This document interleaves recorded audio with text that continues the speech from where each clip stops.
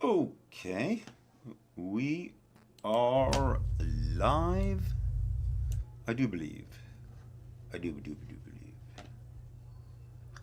And if that's the case, let's get going. Okay, we are. All right. It's Sunday, 14th of September, 2025. And we're going to switch up a little bit from Von Helton and his craziness. And we are going to have a look at the thoughts and the work of James Valliant. James Valliant, he made a documentary. It's called Creating Christ. Shows that Jesus Christ is actually a made-up figure, really a mythical figure. But before that, to get an understanding or an idea of how James Valliant thinks, we are going to have a quick look at this morning's Ayn Rand Centre UK stream with James Valliant and Daniel Krauss.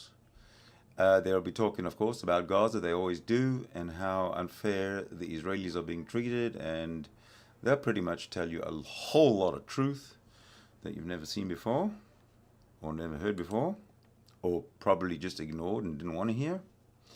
So what we'll do is we'll go right into it and start from the Ayn Rand Centre stream from this morning, and then we'll advance further. Welcome to today's episode of the Sunday Spark, where we talk to interesting people, interesting objectivists, and sort of either what they've done with their life or how they used objectivism to succeed. And generally, I think I think every objectivist has some interesting perspective, especially in their field, since technically there's like very little objectivists in the world, so we don't get that much experience in specific fields, and so it's always interesting to talk to specific people. And today we of course have James Valliant, and I'm sure everybody has already seen him on our other shows. And today we'll talk to him about maybe the two posters he has behind him and that some people had questions about, as well as I think many other things, since at least from my personal conversations with James, there's a lot of interesting things. So with that, James, why don't you tell people a little bit about sort of your background, and then we'll go into some of the questions I have. Wow. Well, what an open-ended question. I was born and raised in the Los Angeles, California area in the United States by really good American parents, mind you. I don't come from a hard background. I come from a rather ordinary, happy background. Uh, I would say I was affected by religion. My parents took me to church and stuff. But by the time I discovered Ayn Rand as a teenager, I was already an atheist. I already identified. It was strange, and I even understood the paradox when I would say this in the 1970s, because if you'd asked me what my philosophy of life was, I was very politically interested as a teenager, and I'd already lost religion all on my own. I would have described myself as an atheist for Ronald Reagan back in the 1970s before I found Ayn Rand, and I knew there was a tension there. I knew there was kind of a contradiction that I hadn't worked out in my own head. But when I described myself like that, someone said to me, "Well, you've got to read Ayn Rand. You really must. I mean, if those are your political leanings, if that's what your position on religion is." But those were, you know, uh, conclusions of thought. They weren't, why I mean, I guess I could vaguely tell you why, for certain, empirical reasons, I believed in each of those positions, but I hadn't worked out a fully consistent philosophy at all. And discovering Ayn Rand was a revolution to me. It totally changed my life. It really helped me organize my life thereafter. Even before I discovered Ayn Rand, I knew I wanted to be an attorney.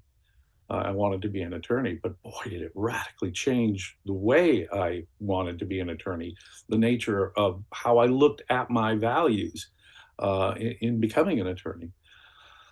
I had, through the course of my intellectual development, met a lot of intellectuals who had known Ayn Rand, and through them all, going through them all, the one that really made the biggest impression on me by far was Dr. Leonard Peikoff.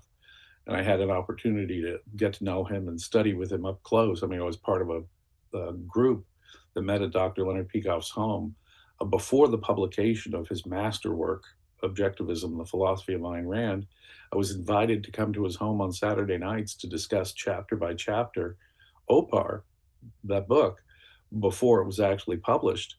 And so I got to have amazing conversations with Dr. Leonard Peikoff. And there came a point where he asked me, he said, Jim, you seem to understand. He got me alone in his house after the talk, and he kind of cornered me. And he said, Jim, this was way back, 35 years ago now, 1990 or something. He cornered me at the end of the OPAR seminars. We kept meeting at his home on Saturday nights because he just wanted to keep talking about stuff. But he cornered me. He said, Jim, you seem to understand the philosophy. Why don't you become a philosophy professor? We can always use academics in the field of philosophy. And I said, yeah, I understand that. But, Ayn Rand had taught me to be selfish. And, Leonard, you're not going to see the full effect of your work. It's just not going to have. Philosophers are working for the future. The cutting edge ideas of one generation may become the common sense of the next generation, but I don't want to wait for the next generation. I need to see the feedback, the ka-ching in my own lifetime. And so when I was being a prosecutor and I'd do all the work, I'd get that guilty verdict at the end. Ka-ching, I put away that murderer. I became a prosecutor, and I was a prosecutor for over 17 years, prosecuting child molest, domestic violence, murder cases. I did some appellate work there. And so I explained to Leonard I was getting immediate feedback. And he just looked at me, and there was really little he could say, because from the standpoint of a philosophy that advocates long-term rational self-interest, he understood what my own values were, my need, in effect, for the immediate feedback within my lifetime. There came a point in my career at the DA's office after many years being there, and I loved that work. Oh, man, did I love that work. I would feel just excited, like I was on the side of truth, justice, and the American way every morning going to work. And nothing could be more motivating and nothing could be more rewarding than seeing justice delivered. But I had a long-term chronic health issue, and it just began to get worse and interfere with my ability to be a trial lawyer. And being the guy in court, I mean, I didn't want to be one of these paper pusher lawyers, doing paperwork. And I clerked inside a big law firm for a while, and that taught me with the kind of lawyer I did not want to be. But my health issue was interfering with my being a trial lawyer. I just couldn't do the same thing I could do. So I had to make a massive career shift in my life several years ago. And that's really a very difficult thing. One thing Ayn Rand gave me was a sense of the validity of not only my purpose, but having purpose, the importance of having purpose. And I'd invested so much of myself in what I was and what I was doing that, when you have to make a major career shift in your life, it's a significant crisis. And I had to sort of shift. And it was at that point that I became more of an advocate. I was able to finish my book on Christianity. I was able to do other projects, become more, like people see me here on Ayn Rand Centre UK, become more of an advocate for ideas. But again, it was Objectivism that provided me the real tools in order to face a personal crisis in my life and to come out of it even better than I was before. That's the way I have of putting it. Objectivism, I was becoming an atheist. I guess I put a value on reason, but I didn't know the real value of reason. I didn't know how it worked, what it really was, and the absolute nature of it. All that Ayn Rand gave me. When it came to ethics, I guess I was motivated. I guess I was ambitious. There were things I wanted to do. But Ayn Rand was the one who told me the sanctity of my own personal ambition, to never not have purpose. And when it comes to ethics, I had been, of course, like so many Americans, infected by Christian altruism. It was just the way I was raised. And for that, only Ayn Rand could have helped me. And so she helped me develop an integrated way of looking at the world. And having that integrated way of working with, dealing with reality actually helped me navigate everything I did. The difficult moral questions that come up when you are working for government, the difficult questions that come up when you are trying to do justice in very serious matters, such as criminal cases, things like that. The pursuit of my own, what was really in my own highest selfish values, and to not be ashamed of that, to be proud of that, and to be single-minded in my focus on that. All of that Ayn Rand gave me. I can't imagine what I would have been. You know, there's that Beach Boys song from 60 years ago, God only knows what I would be without Ayn Rand. Yeah. Okay, there's a lot there that I want to go through, but I want to stick at the career for a bit longer, because for me, me growing up and me learning objectivism pretty much happened around the same time when I was 16, 17. Sort of like even the idea of what I wanted to do with my life was developing at the same time as sort of me learning the philosophy. But I think it's because you said you wanted to be attorney even before discovering objectivism, and I think that's can you tell us a little bit more about that, of sort of like already knowing, and then you mentioned that with the discovery of objectivism, it sort of maybe put it into even better context. So can you tell us a little bit more about that? Both why you always wanted to be, or at least why you wanted to be for a long time, and then how that developed with objectivism. I guess I didn't always want to be. If you'd asked me if I was when I was a small child, I was so into my parents were not terribly religious people, but they took me to church. And I guess I kind of freaked my parents out because as a small child, I was into it. I was Mr. Bible Man. I was sitting in the front pew at church on Sundays and looking up, wow, these are the answers. I was always, let me put it that way, interested in the power of ideas. And if these were the important ideas, as my parents were sort of guiding me to, that is what I was going to take seriously. And I guess I was off-putting to my parents. I can still remember the hushed conversations. Well, he'll grow out of it. He won't be that religious at some point.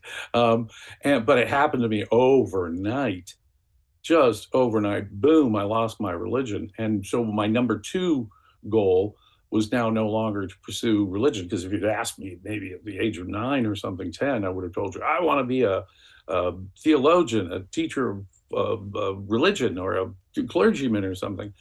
When that changed, sort of my number 2 pick was to be Perry Mason. God, I loved those old Perry Mason shows. Even as a kid, even as a relatively small kid, I loved Perry Mason, not realizing Ayn Rand also loved Perry Mason. But I loved Perry Mason, and I wanted to be that guy doing justice. And it was based on experiences I'd had as a kid. I wasn't particularly bullied, but I saw kids who were bullied. And there were times when I would intervene. I just didn't like injustice. I had many times, there were occasions when teachers would treat me unjustly, not because I'd done something wrong, but oftentimes because I'd done something right. And those instances of injustice dragging me down to the norm, as teachers would sometimes insist on doing, that sense of injustice really motivated me from those experiences. That's why I wanted to be a lawyer. I wanted to do justice, see justice, correct injustice where I found it. That's what in large part inspired my first book, The Passion of Ayn Rand's Critics. I saw that the early biographies of Ayn Rand were just ridiculously unfair, contradictory, dishonest, coming from biased witnesses. And so I had to give that analysis. I had to do justice to Ayn Rand, who'd given me so much. So when I read The Fountainhead, I sort of knew that being a lawyer and being a Howard Roark architect aren't exactly the same thing. And in fact, there'd be new and different kind of demands, maybe worse than the world of architecture that Howard Roark was dealing with. But I'll tell you, when I read The Fountainhead, I knew right away that I wasn't Howard Roark. I knew that. But I also felt within me, this is the best part of me. If I could live up to this I wanted to be Howard Rourke so badly, to be able to be like Howard Rourke so badly. So what Ayn Rand gave me was an inspiration. What Ayn Rand gave me was motivation. I was like the boy on the bicycle, and seeing what it could be when you devote yourself to your real values, to your long-term values, and never let anything interfere with your personal ambition in achieving those things. Boy, was that powerfully inspirational for me. It fired me. It fired me up intellectually. It fired me up personally to achieve my goals. It was a revolutionary impact on me. That's all I can say. And it has been my guiding star and my lodestone ever since, making me good at what I do, making me conscientious at what I do in a way that I never even imagined it could possibly do. I was a good person. I was an honest person. I was going to do the best I could, but Rand helped me organize my values in such a way that I was even better at achieving my goals in life. And I found myself to be a happier, more confident person. My confidence level in reason went way through the roof. All that unearned guilt from Christianity fell to the wayside so that I could pursue my own happiness, pleasure, goals, values. I can't imagine, for example, it's going to sound altruistic, but I'm going to say something. I was better at bringing justice to my community because of the selfish philosophy Ayn Rand taught me. I was a better friend to my friends because of the selfishness that Ayn Rand taught me. I was a better husband to my wife. First of all, I knew what I was looking for in a romantic relationship. And I've been married now almost 29 years to the same wonderful, amazing lady. And, having a successful relationship for that period of time requires a high degree of rationality, a clear view of what your hierarchy of values are. And it was that devotion to the truth and to reason that really has made my marriage so successful. But I would say that Objectivism made me a better friend, a better husband, better at what I do. But more than that, because of all that, it made me a happier person. So justice is one of Ayn Rand's cardinal virtues, and you said about how you didn't like to see injustice, and that sort of led you to your career. But then I guess I would have a question of why specifically sort of I guess criminal lawyer, right? Or specifically, I'm trying to remember, not the defense attorney. What is the opposite? I forgot the name. Prosecutor? Prosecutor, yeah. Yeah. Sort of why even then, sort of, I guess more broadly, sort of why a lawyer? Why not something like, for example, police? And then when it comes to specifically law, why prosecution? Why no defense attorney? Why not? And now we start going into bigger things like why not judge, or then why not run for like a district attorney? Well, the last first. I don't have to tell objectivists how messed up our political system is and how our government has been corrupted by very, very bad ideas. And it is difficult enough working for government and trying to maintain your integrity. And boy, did I have a lot of lessons that I learned along the path there. Not from any major screw ups, but from realizing what the situation, the stark, sometimes injustice that I was faced with the law from which I was trying to achieve justice. Most of the time, and I mean most of the time, when criminals are charged, they're guilty. They're guilty. And a lot of the procedures that are out there that get defendants off are technicalities of law, aspects of law that I disagree with. Besides, I wanted to get the bad guy. I wanted to be the white hat. I didn't want to, and if you're a defense attorney, very frequently you have to, as I say, defend people who really did commit murders, rapes, child molests. And I just could not see myself motivating myself. And that was really what it fundamentally was, motivating myself to at least very frequently having to defend people I knew were guilty of very horrible crimes. And so, all other things being equal, even though there's a lot of bad laws out there and a lot of bad procedure in our law, I knew that being a prosecutor would be a much more comfortable fit. I said this when they were interviewing me. I was doing the interview process. Becoming a DA, you've got to go through waves of, they do an FBI background check. They do the whole 9 yards on you. I would tell them, look, they asked me just exactly that question. Why not be a public defender? You're all idealistic in favor of justice, Jim, and you're all in favor of rights and the Bill of Rights and all that. Why don't you go be a defense attorney? And I said, no, I just, as a matter of daily in and out, ordinary business around here, it's the bad guys I want to get. And I want the reward of the psychological feedback that I am protecting people, not from an altruistic goal. It's like Howard Rourke. That's the wonderful thing, because if I approached it altruistically, I can see the dark path I would have gone down, sacrificing myself so that law gets enforced, because this is the law that people want. No, I had a sense of what justice really involved because of Ayn Rand. I knew when the government had a bad law that ought not to be enforced. And so I steered myself away from areas like drug laws. I steered myself into areas like murder and rape, and even appellate work, that would, when I had the more control over years, the more choice I had, the more I could get myself into doing just what I knew was justice. When it came to drugs, when they said, hey, how about a drug court, non-incarceration alternatives for drug addicts, I raised my hand and I helped start the first drug court. And I worked with drug addicts for over a year in that capacity, but as a way of having a less harsh approach to dealing with drug addicts who are committing suicide on the installment plan, but these drug laws are only killing them and making the situation 100 times worse.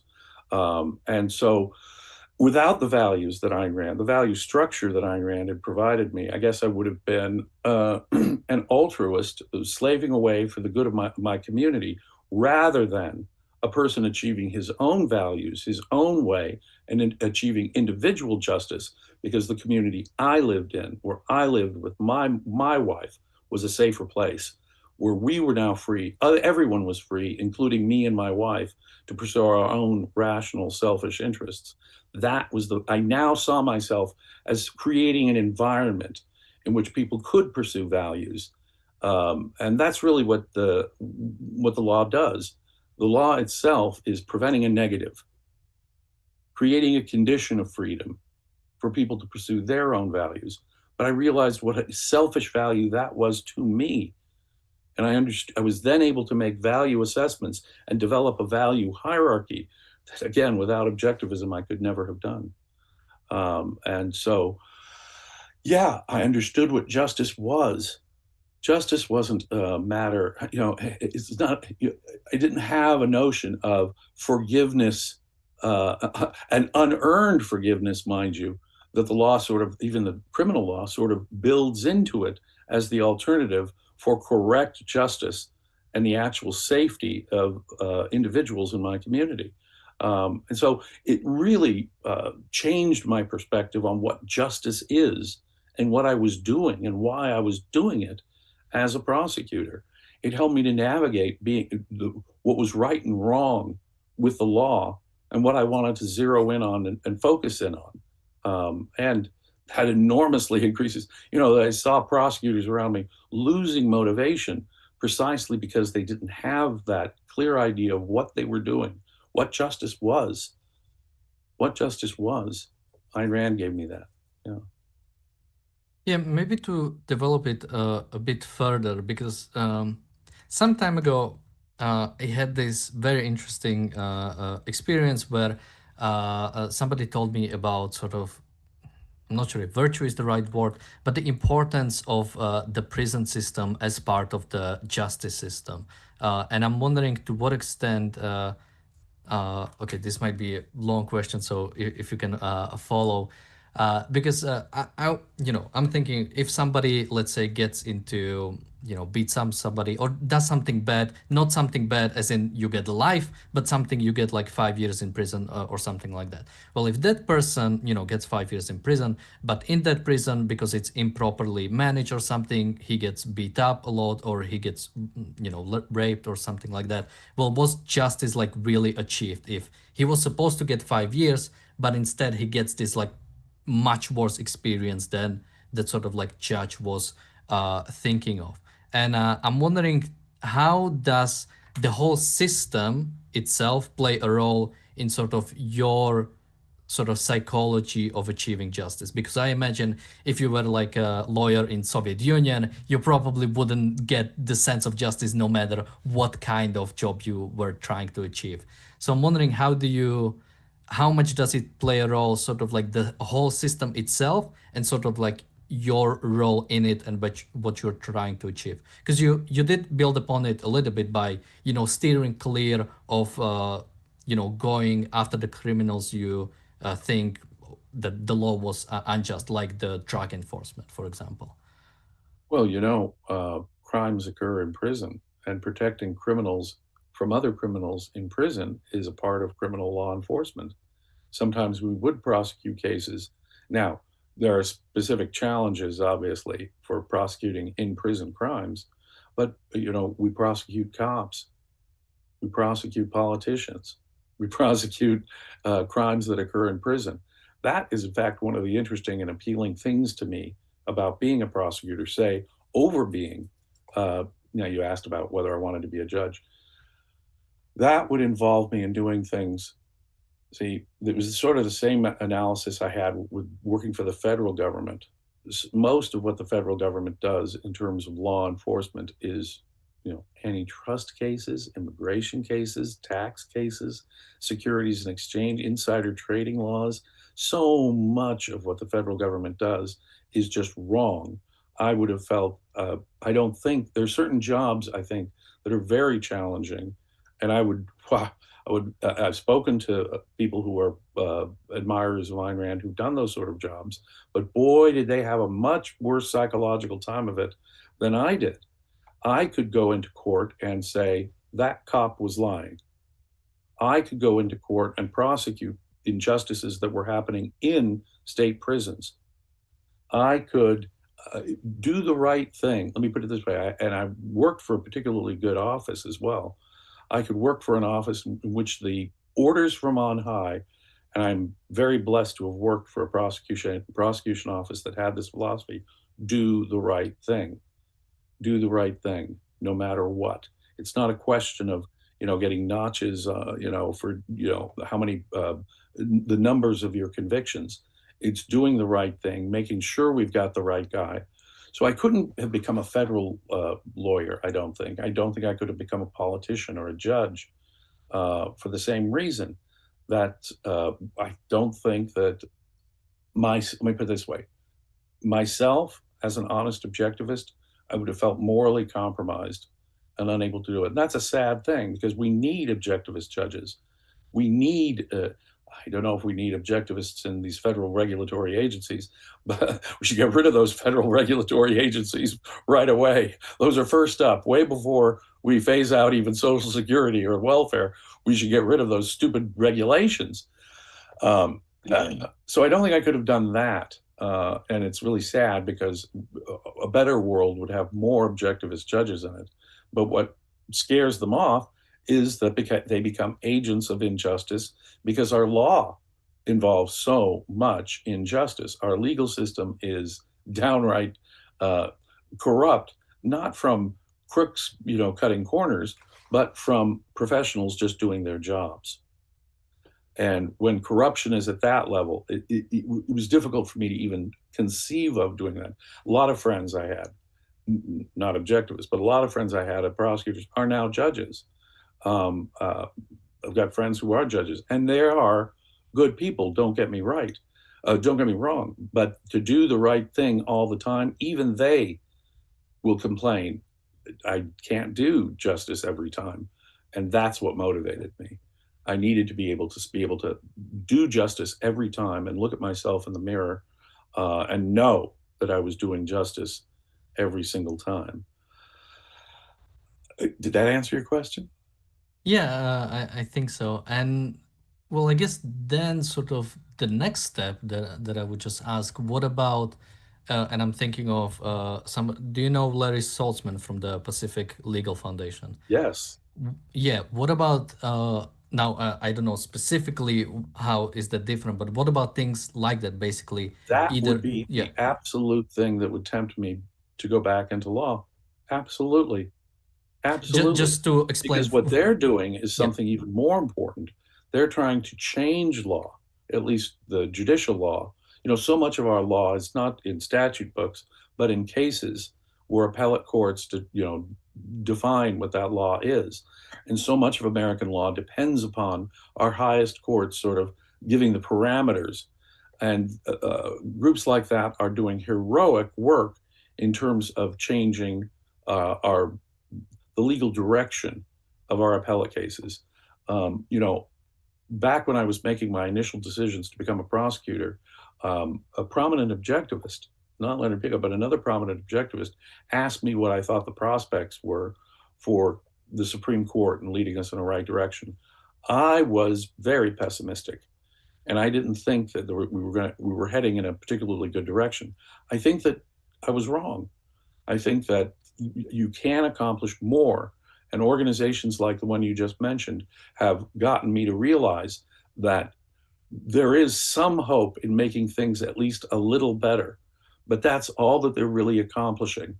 The major direction and the major principles of constitutional law that the United States Supreme Court, for example, have been committed to for the last, 80 years, have been wrongheaded in so many fundamental ways.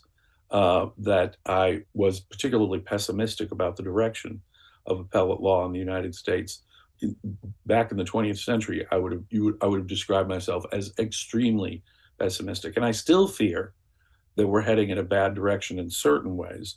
But all other things being equal, I think the Supreme Court has gotten, in some ways, a little better, in some ways worse over the last couple of decades. But achieving things as much as we can in that department is heroic work.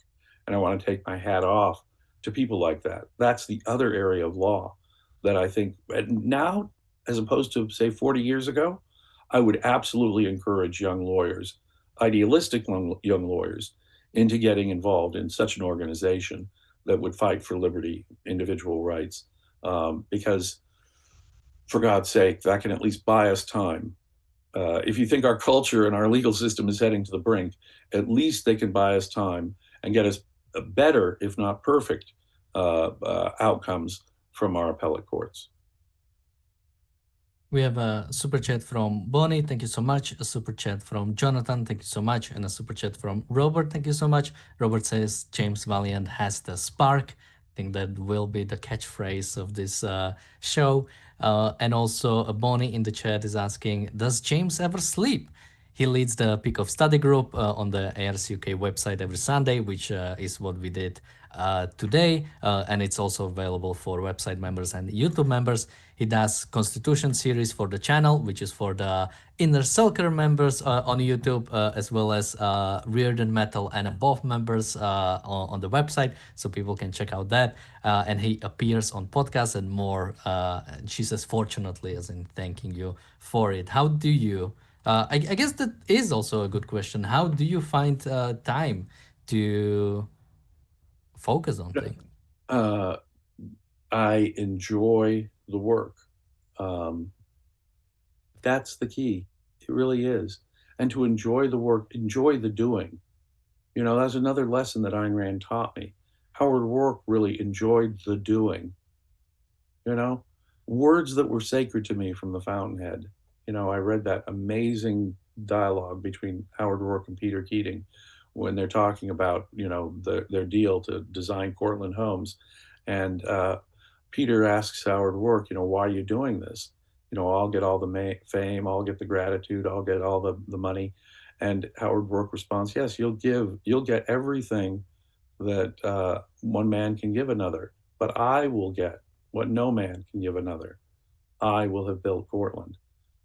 And in my own mind, those were like sacred words. Those were like sacred words.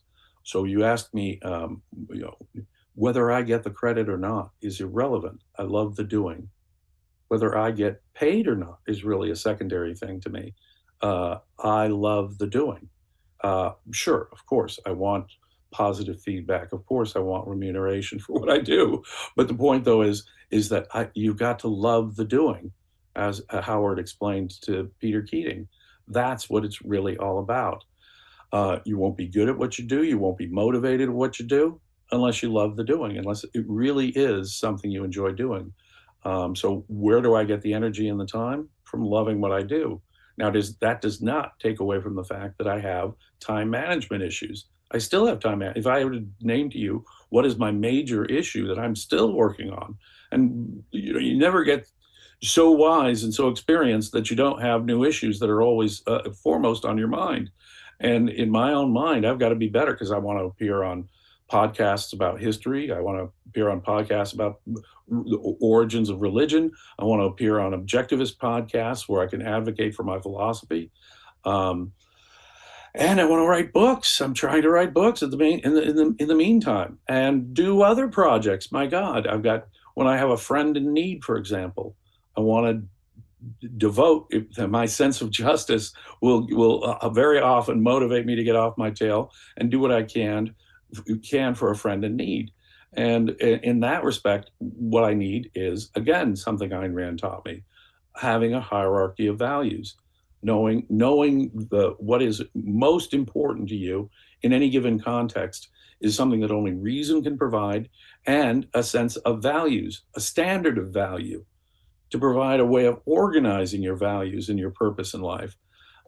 So where do I find the time? Well, I only have the time that everyone else has.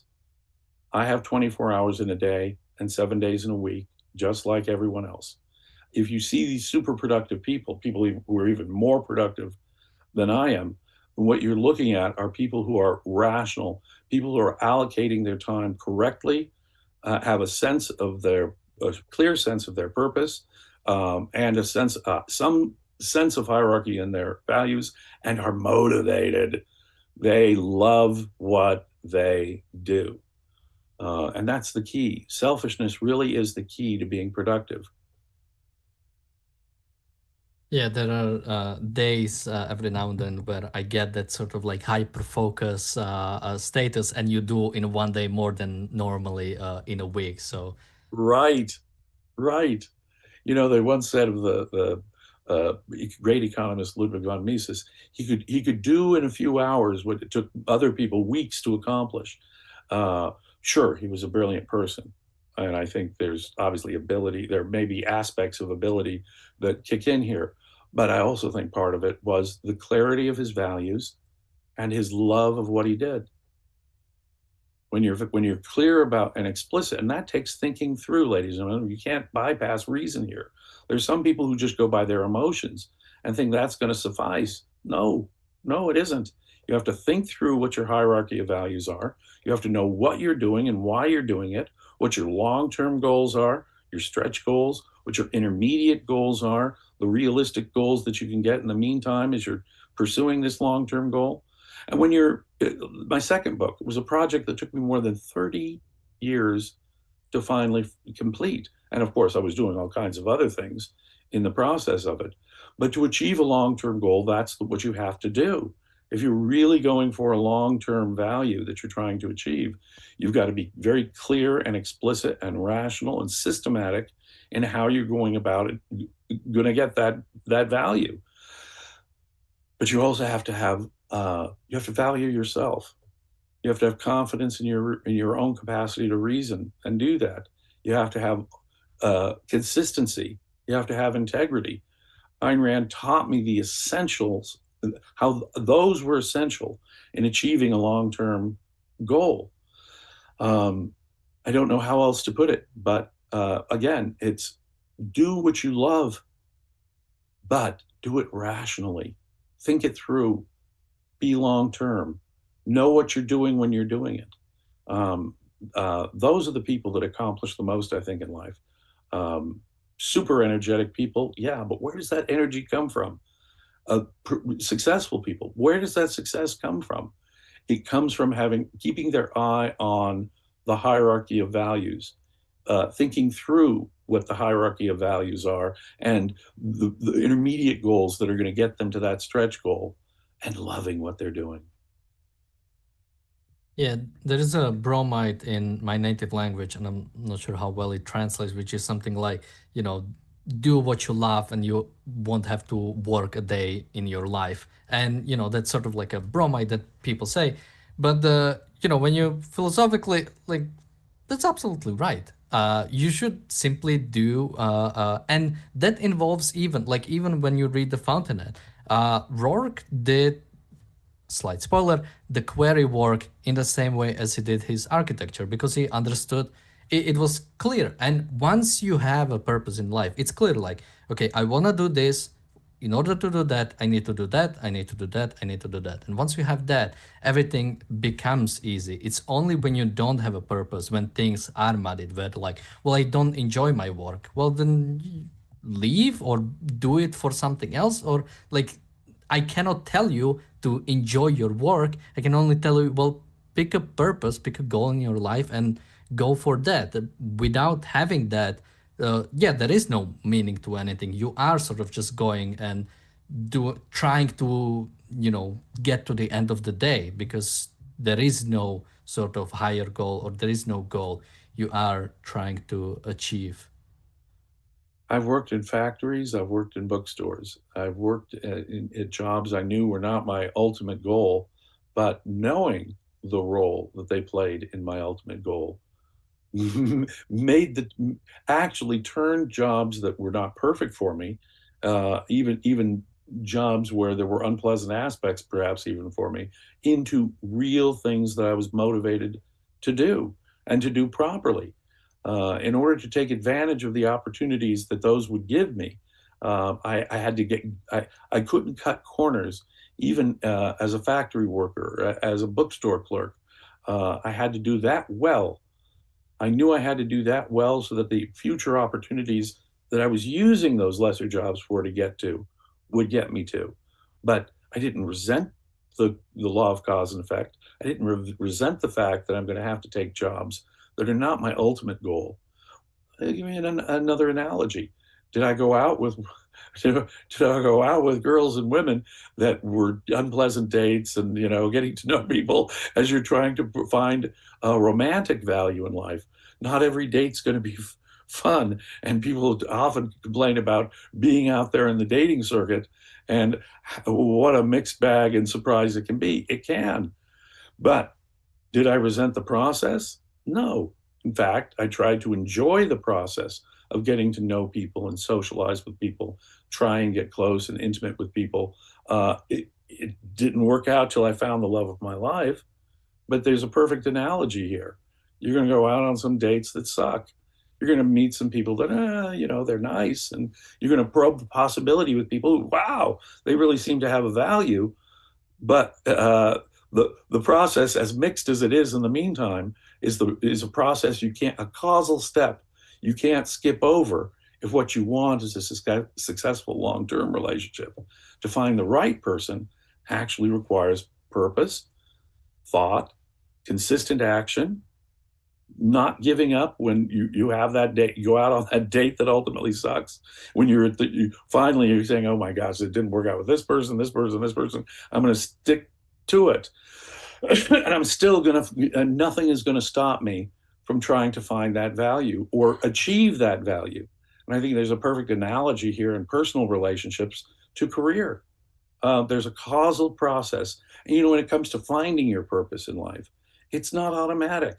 I am lucky in one sense. I had a sense of who I was, and that gave me a sense of what I wanted to do early on. For a lot of people, it's finding that purpose in the first place. What is my goal? What is going to make me happy? What is the best fit for me? What would I really enjoy doing the most and would provide the kind of rewards I'm looking for? That is something that, if you're not an objectivist, those people, almost, in my experience, rarely even think those things through. But even for objectivists, it can be difficult. Ayn Rand says I should have a purpose. I should be career dedicated, if I'm really going to be virtuous about it. Okay, well, what is my purpose? What do I value? Where should I direct myself? And sometimes that takes experimenting with different career choices, experimenting with doing, I'll just volunteer or intern here to see where, if this is the kind of thing I want to do. Because as I said, for example, when I clerked at a big law firm, that told me a lot of things, even if they were mostly negative. I didn't want to be that kind of lawyer. I didn't want to be that kind of lawyer.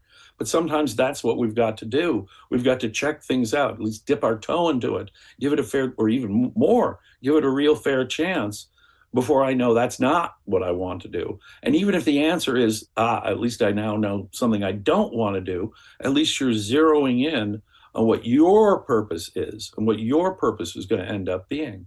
All of that's important, yeah. Well, with that, I did want to go into your books, but I think we've had this nicely of talking about both justice and purpose. So I think it's better bundled those two things together and not go further. But of course, we might have you on again. The Sunday Spark is not ending, and it won't even end until when the conference happens, the Irreplaceable Spark Conference, which happens on 25th and 26th. I'll just quickly post the link in the chat. You can check it out on objectivism.co.uk. James will be there. He will be a coach, so you'll be able to get one-on-one session with him, but it's only for the, I think, the higher ticket holders. Okay.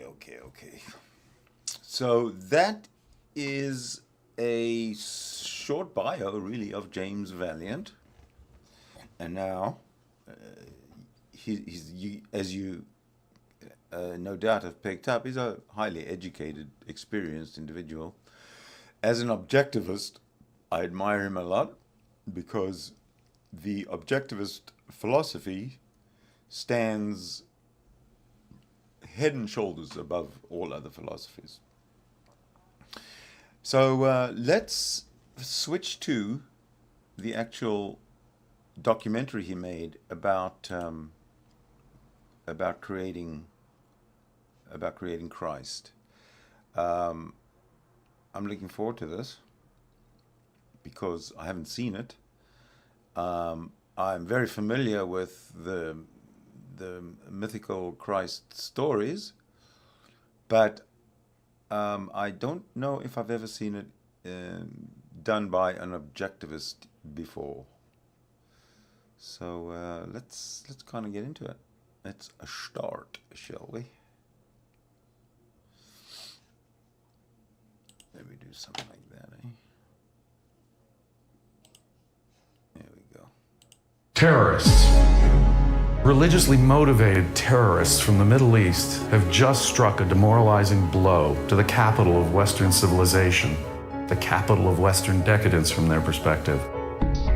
The year is 66 AD, the religious sector Jews, and the capital that we're talking about is Rome. Although this war occurred 20 centuries ago, it still reverberates throughout history and is affecting your life to this very day.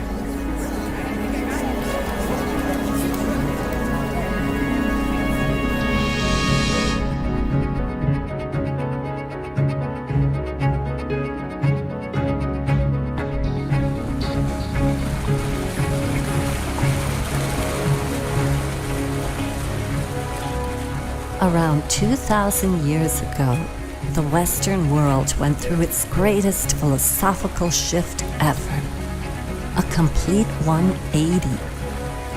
And we've been living out this same worldview till today. But now, we're standing at the brink of another huge philosophical shift. So learning from this important period of history can help us make the critical choices we need today.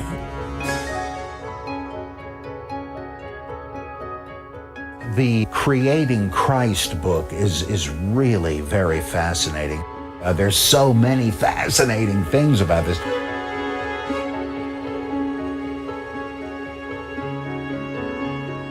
And it's quite a convincing presentation, I think.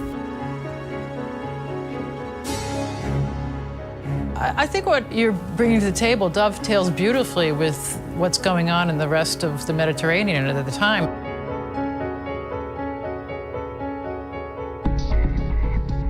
Let's begin by uncovering various clues history has left us, like pieces in a mosaic, which ultimately help us arrive at the big picture. When I was reading the work of the first century Jewish historian Flavius Josephus, I was struck by something he said, that the man he worked for, the Roman Emperor Vespasian, was in fact the Jewish Messiah of prophecy. In effect, another Jesus of the first century. This went against everything that I'd been taught. Flavius Vespasian and his son Titus Flavius were the Roman generals who destroyed Jerusalem and took down its temple, ending the First Jewish War with the Romans. How could a Jewish historian say that they were the Jewish Messiah?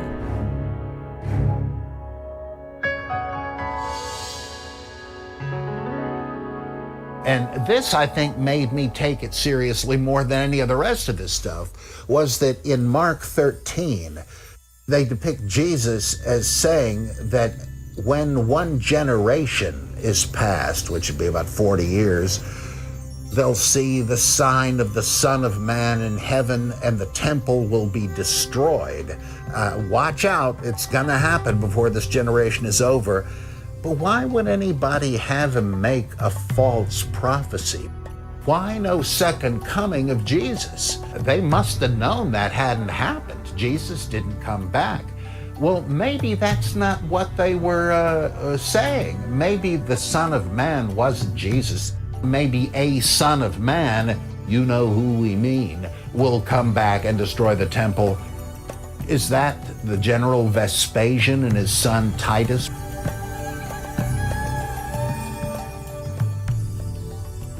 In the New Testament, we find supposed predictions of things that are supposed to happen in the future. And it looks as if they have been fulfilled. And that Jesus is a great prophet who must have been omniscient, but in fact, they were written after they'd already occurred. So it really was no great feat of prophecy. Astonishingly, in Josephus' History of the Jewish War, he describes the destruction of the temple in almost identical terms to those used by Jesus in the Gospels.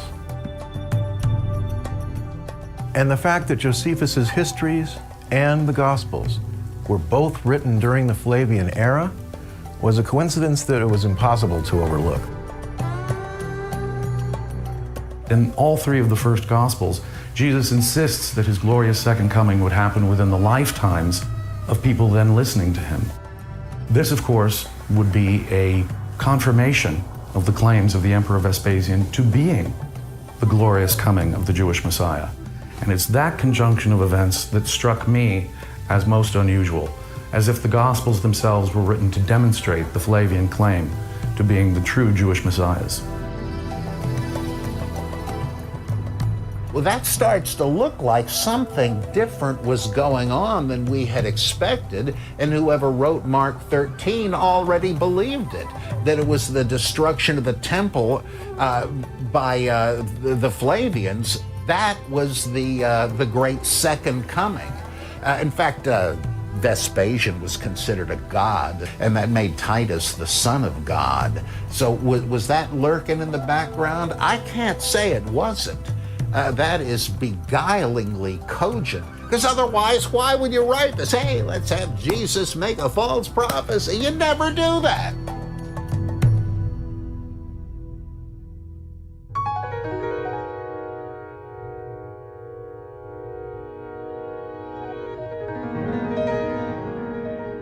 Though other scholars have spoken of these parallels, James and Warren found some actual physical archaeological evidence that links these Flavian emperors to the very beginning of the Christian religion.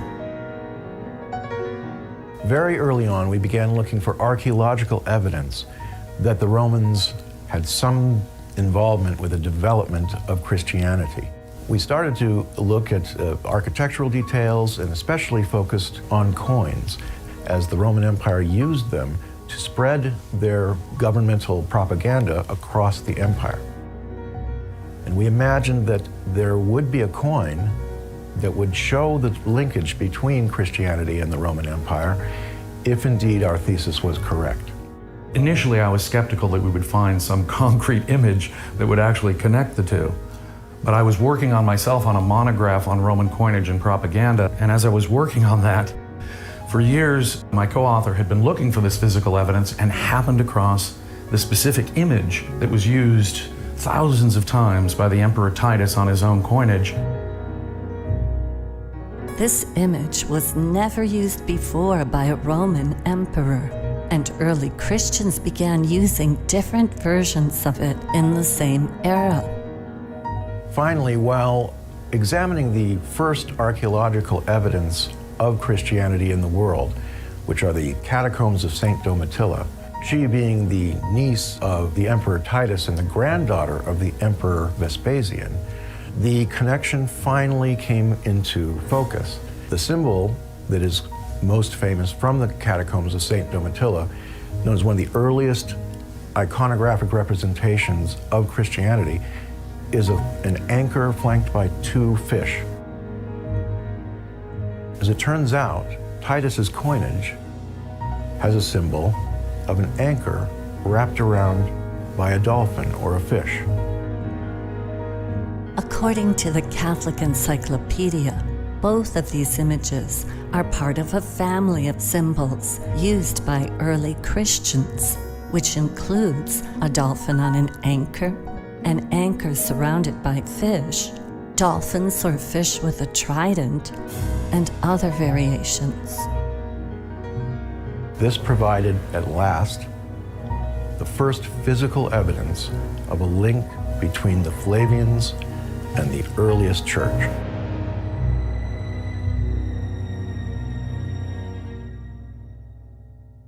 I guess the big discovery they made was that something very odd, that on Flavian dynasty coins, there was kind of their house trademark of an anchor with dolphins around it.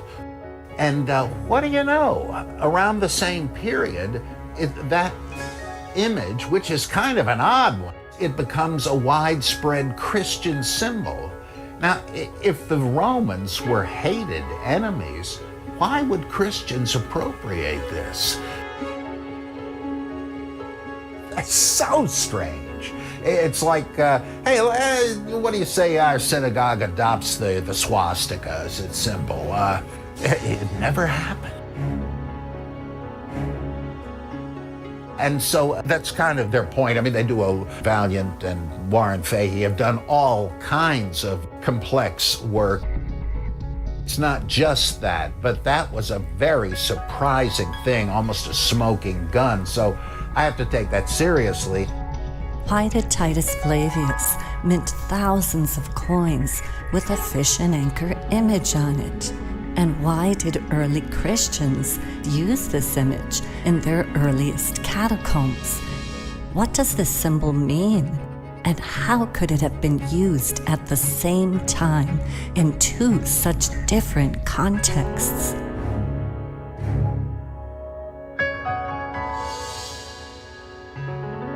To answer these questions, let's look at the first historical mention of the official visual symbols of Christianity. In the 2nd century, St. Clement of Alexandria, whose full name is Titus Flavius Clemens, suggested the following symbols be used by early Christians: a dove, a fish, a ship, a musical lyre which Polycrates used, or a ship's anchor, which Seleucus used. We know that in the late 2nd century, St. Clement of Alexandria, in his inventory of Christian symbols, lists both the anchor and the dolphin, but does not list the cross. And among those symbols that he offers are symbols associated with, ironically, the pagan god Apollo. This struck us as odd, as we've often been told that Christianity is anti-pagan. More than that, Clement of Alexandria specifies the pagan origins of this symbol. He refers to Polycrates, who was a worshipper of Apollo, and Seleucus. Seleucus I was a general who worked for Alexander the Great. Alexander the Great in the 4th century BC conquered what we know of as the Middle East or the Near East today and brought Greek culture, Platonic philosophy to this entire region. So the era after Alexander the Great is widely known by historians as the Hellenistic era, the era in which Greek philosophy and Greek ideas spread throughout the Middle East. And one of the conquered territories where Greek ideas were being spread was Palestine, which included Galilee, Samaria, and Judea. The origin, of course, of a dolphin wrapped around an anchor goes all the way back to Apollo. It was his symbol. It represents Apollo who had transformed himself into a dolphin. I myself visited the island of Delos, the legendary birthplace of the god Apollo. You can see many, many examples that are centuries older than Christ of the same dolphin and anchor image. And it was Seleucus who first used an anchor with a dolphin wrapped around it. And he did so just as a symbolization, if you will, of his own claim to being the son of the god Apollo. Apollo was the Greek sun god, the creator god, source of life and healing, and arguably the most loved deity in the pantheon of gods. So Seleucus used the symbol of Apollo to claim this divine lineage.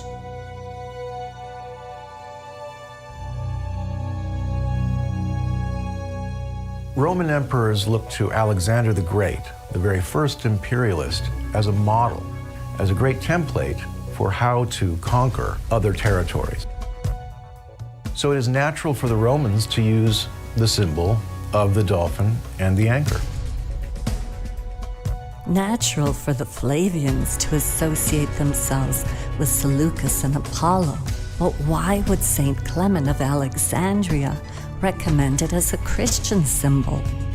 Perhaps another clue is that the Romans also looked to the Alexandrian conquerors for how they integrated Greek culture with the local cultures they conquered.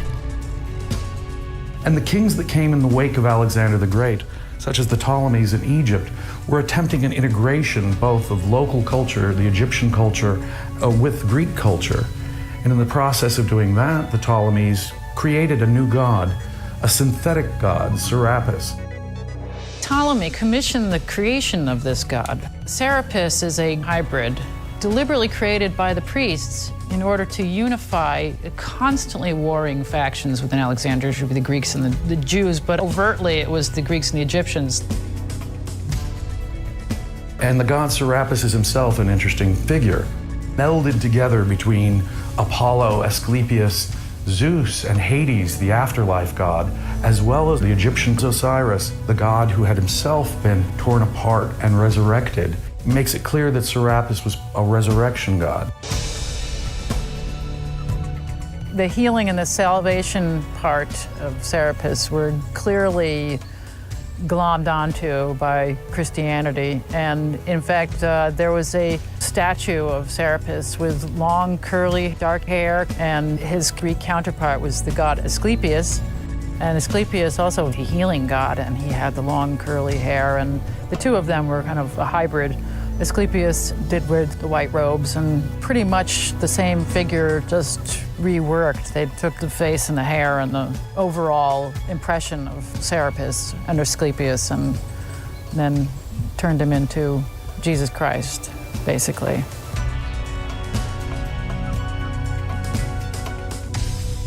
That's not so strange, because in all the Middle Eastern empires for hundreds of years had gone farther than that. The Persians were big on this, though others had done it.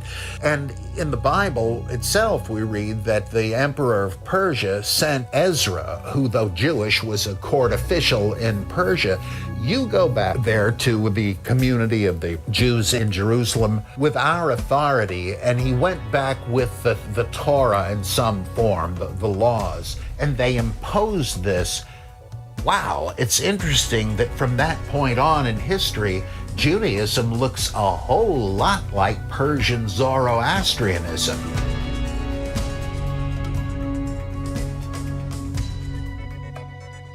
What these guys are suggesting with Rome, in effect creating our Christianity, is not substantially different than what the Persians did with Judaism or earlier Middle Eastern empires. It's not fantastic in the least.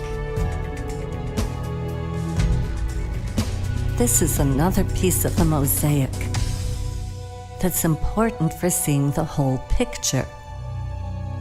That it was quite common in this era for rulers to engage in religious experimentation and improvisation for ruling their subjects.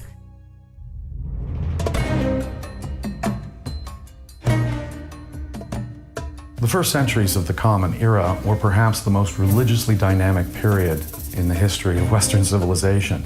It saw the emergence of so many new and innovative religious ideas. There's unquestionably an effort to synthesize Judaism and pagan religions. We have to remember that before the last 2 centuries, there was no separation between religion and politics. Every political movement needed to have a religious justification.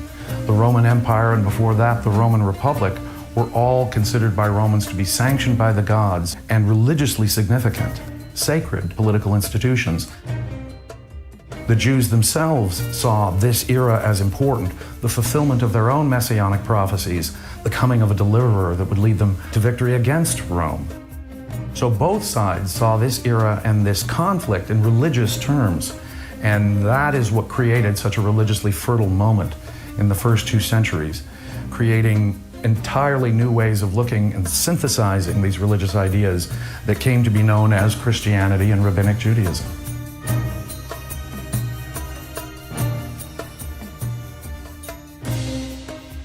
And since there was no separation between religion and state in those days, the Roman state had its own religious organization known as the imperial cult. One of the most striking syntheses between politics and religion in the Roman world is that they actually deified their emperors after death. They turned them into gods. This, of course, flew right in the face of Jewish religion and culture. It's very common for contemporary minds to think of the ancient imperial cult as sort of a political fraud, or at least very superficial, or something put over by the Roman government on its people. But back in the era of the Roman Empire, it was sincere religion to most Romans. The very first Roman deified Julius Caesar before any official temple had been built for him. The people themselves constructed a makeshift altar at the place of his funeral, themselves worshiping it. Roman emperors who were deified were admitted to the pantheon of all the Roman gods. They had temples and priesthoods of their own that lasted for centuries. And the language and the imagery used in the imperial cult is strangely echoed in Christianity itself. The philosophy of the imperial cult is based upon the Greco-Roman philosophy known as Stoicism, and it had an ideology that expected a savior to come and rescue the Roman world from times of crisis. And that is why deified emperors became seen as divine figures, saviors of the world, bringers of peace, very much like Jesus in the Bible.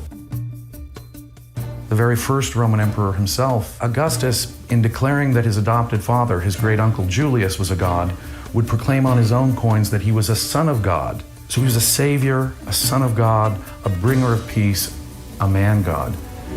the very innovation that Christianity brings to Judaism.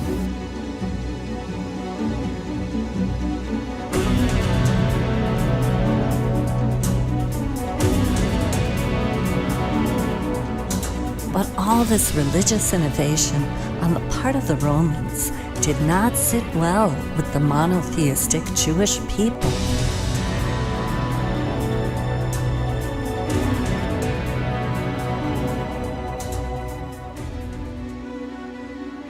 The Romans were quite open to accepting culture and religions from all of their conquered territories. In fact, many Romans were open to adopting the Jewish religion itself. The Jewish culture, however, was far more exclusive and set up barriers for those wishing to adopt the Jewish religion. And this was a source of conflict in the Roman Empire between the Romans and the Jews. What's interesting in the New Testament, therefore, is that all of these barriers seem to be eliminated in the teachings of Jesus and Paul. Basically, that was one of the problems. The religions of the Roman Empire were allowed to exist so long as they paid tribute to a Caesar as either the leader or the divine on earth. But the most devout Jewish factions would not do that, of course. And so we know that this is a big problem. One of the astonishing things that you learn, and one of the things we found most remarkable, is that although we think of Jews and Christians as definite believers in God, to a polytheistic world like the Romans, they were atheists. They were so sectarian, they didn't respect anybody else's gods. And this created an ugly anti-Semitism in the Roman world, and many Romans came to resent Jews themselves and Judaism itself as hostile to the Roman Empire and its efforts to unify their empire culturally. They were always a problem because they were so distinctive and weren't playing the game that other subject peoples of Rome did. And this is the context in which the Gospels were written, in Greek and possibly in Rome. Not only did the Jewish people have religious conflict with the Romans, but also political conflict. And the more the Romans attempted to assimilate them into the greater Roman Empire, the more extremist and rebellious certain factions became. Since the successful Jewish revolt of the 2nd century BC against their Seleucid Greek rulers, there had been a dynasty of genuinely authentic nationalist Jewish kings, the Hasmoneans, the descendants of the Maccabees who had led that 2nd century revolt that is still celebrated by Jews in the Hanukkah holiday. When Rome took over power in the area, they removed the authentic Hasmonean Jewish rulers and put in place the Herodians, Herod the Great, who were not Jewish but converted to Judaism in order to become legitimate rulers of the region. However, the Jewish people never accepted them as authentic Jewish rulers and always regarded them as puppets of Rome. All other populations had to worship Roman state gods, sort of tip their hats to Roman state deities to prove their loyalty to the empire. Jews, being monotheists and unable to worship idols or anyone else as divine, couldn't do that. And so the Romans actually made exceptions, exempting Jewish people from the worship of Roman state gods. But this was not sufficient, and they were certainly not happy with the Herodian kings who'd been placed over them. And the Jewish rebels themselves thought that a continuation of the very militant nationalism that had been so successful during the Hanukkah rebellion would also be successful in the 1st century. So they said that we should have no ruler but God, and so we're going to throw off the yoke of Rome. The Jewish rebels were operating from a long-held Jewish prophecy that a warrior Messiah would come to defeat the Romans and deliver them from occupation. This messianic prophecy was handed down from generation to generation through their scriptures. The Romans saw the Jewish literature as being very subversive, And, you know, I mean, and it's extremely xenophobic, it's very full of global hegemony. They're the chosen people, they're supposed to take over the world, they're gonna suck the milk of the nations. I mean, this is all, you know, in the Old Testament. And probably they're thinking, what the heck is instigating these people to behave like this? What is their motivation? We gotta find out. It became obvious, I'm sure, to the Romans that we don't have a single mythical figure to point to or a god figure to point to. So we got to get our hands on the scriptures. There must be something in those scriptures. So you can see why they would try to get a hold of them.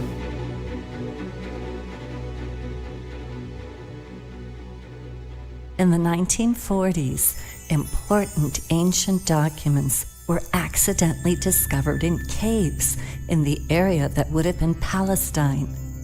And some of these documents show the literature of these Jewish messianic prophecies. They're known as the Dead Sea Scrolls.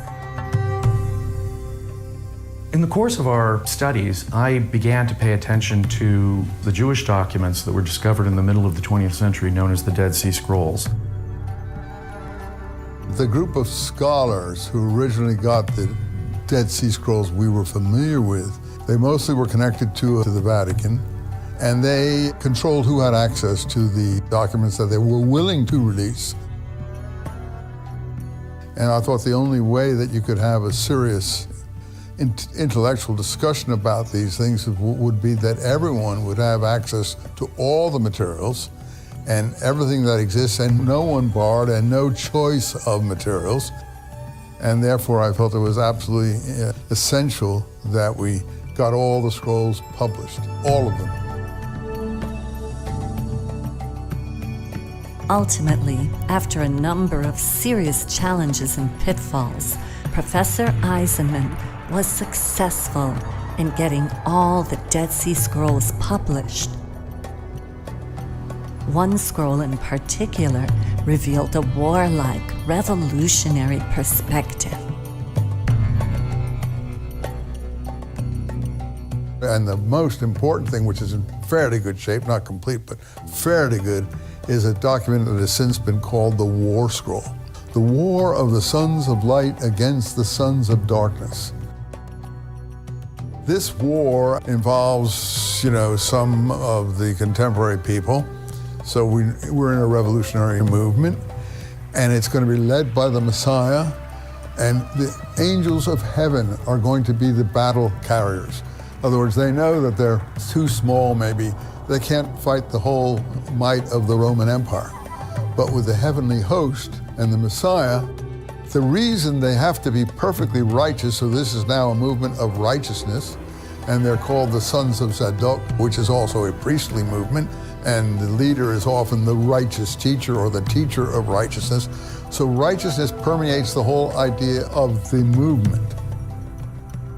But they really feel if they're perfectly righteous, the heavenly angels will join their camps.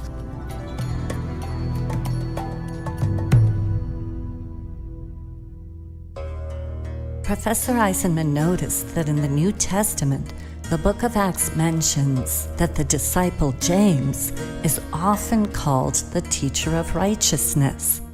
Therefore, he was able to make the connection that James, also called the brother of Jesus in the Gospels, must have been the leader of this righteousness movement described in the Dead Sea Scrolls. If James was the leader of this rebellious movement against Rome, is it possible his brother Jesus could also have been a leader of this movement?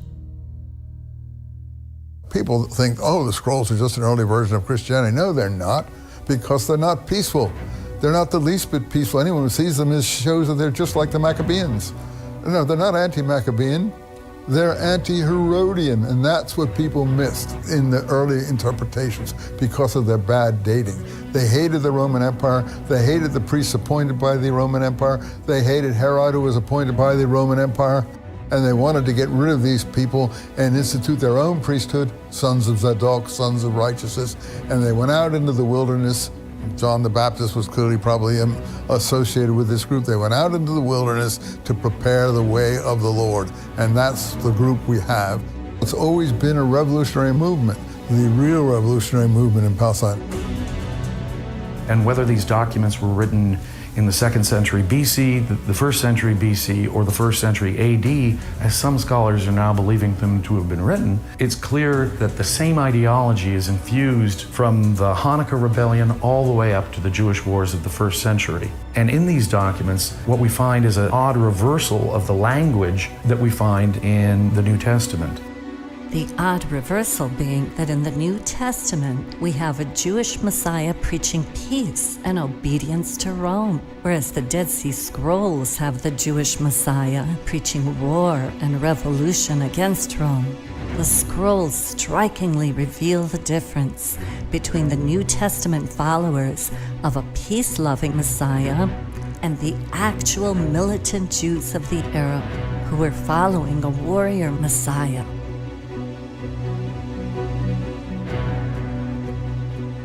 This faction of militant Jews was wreaking havoc across the Roman Empire, setting fire to various settlements, including possibly the Great Fire of Rome, which Nero blamed on Christians.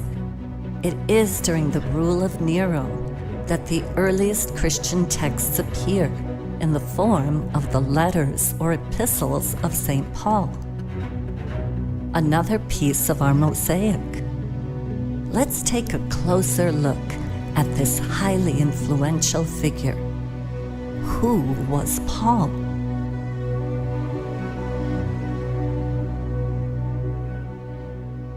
The Apostle Paul originated as Saul of Tarsus and was a persecutor of early Christians until, famously on the road to Damascus, he had a revelation and the scales fell from his eyes and he became a missionary for Christ. There are 13 books of the New Testament attributed to Paul. So when were the Pauline or Paulinist epistles written? Well, if you go with conservatives, some of them could have been written in the 40s, but nobody really knows. It's hard to tell. You only have copies of the Pauline epistles in the early 3rd century, shortly after about 200. And yet even these dates are in dispute. So could be from the 40s to 100 years later. I was aware that the letters of Paul, or at least some of the letters ascribed to Paul, predate the Flavian rule and probably predate the Jewish war itself. And unlike other scholars who are interested in the idea of Roman provenance, we accept the standard dating for the documents of the New Testament. The standard consensus among most scholars is that the 7 letters considered genuinely written by Paul were written between 50 and 57 CE, with the rest being written around 62 to 64 CE, all before the Flavian era and the Jewish war. This is the dawn of Christianity, and many scholars believe Paul is the one who actually founded Christianity. Christianity didn't exist. I don't think they had the word Christ, and Paul starts to use these words in his letters. Paul creates this language. I don't think you'll find it in any other materials. You won't find it, I think, in Letter of James. But the point of the matter is that's become the popular language associated with this movement, but it never happened in Palestine. An argument that Paul is continuously making is we no longer need to adhere to kosher diet. We no longer need to circumcise ourselves to distinguish ourselves as Jews from others. All those sectarian requirements of the Jewish law are being relaxed by St. Paul. Well, in the letter ascribed to James, we have just the opposite philosophy being described, that none of the law should be gotten rid of. Well, and that appears to be flying directly in the face of Paul's doctrine of salvation by faith, salvation by grace, and no longer salvation by obedience to the Torah or the Jewish law. And in that, we sort of see encapsulated the differences between Torah orthodox Jewish Christians, if you will, and the Torah modifying, Torah critical Pauline Christians who wrote most of the New Testament. Authors Thies Voskuilen and Colonel Rosemary Sheldon, who is herself an intelligence expert, explore Paul's connections to Roman intelligence. In their book, Operation Messiah, could Paul have been an undercover intelligence agent for the Emperor Nero, who was dealing with messianic rebels trying to burn down Rome? To me, the gospel material is mostly all literary, not necessarily historical. Now, the book of Acts, for the first 15 chapters, is ahistorical. But in chapter 16, you get what's called the we document, which is obviously based on someone's travel document. And suddenly you're talking about, we did this, I did this. It starts with the so-called Jerusalem conference, where James gives the instructions. The key is Acts 21:21, when Paul comes up to Jerusalem and meets James. And there you see that James is over Paul absolutely and completely. And James is called the leader of the Jerusalem community in Acts. And it's quoted then. But you see, Paul, we have heard of many disturbing things about this is in Acts, about what you're doing in the overseas, in the diaspora, and the things you're teaching and telling people, etc. So to show people there's no truth in these things, i.e. that he's teaching against the law, he's teaching against forbidden foods, he says all kinds of things like this, and it's totally so-called Jewish, which is why it's Christianity. But the point is, these people in Jerusalem are Jewish still, and they're following the law. So James says, to show there's no truth, go into the temple and pay for a Nazirite oath. Paul agrees. He's not going to not agree because James is the leader. It's in the Christian literature, but people never look at it. It's in the we document, and this is authentic material. And so he goes in and he's mobbed. So at that moment, when he's about to be mobbed in the temple by an angry Jewish crowd, this is the person teaching against the temple, against our law all over Asia, they're shouting. He pulls out his Roman citizenship or whatever, and the Roman guards have come down, seeing this they're up on the ramparts usually, seeing this huge disturbance beneath them, and the Roman guards rescue him and force the crowd to listen to a speech by him. And you see what side he is on and who is supporting him, and escort him from the people who want to kill him. They escort him down to Caesarea, the Roman headquarters, where he has some interesting conversations with a Roman governor at that time. So the point is, they protect him until they can get him overseas. And even Acts admits that once he gets to Rome, no one bothers with him at all. That certainly seems to indicate that Paul could have been an undercover Roman agent.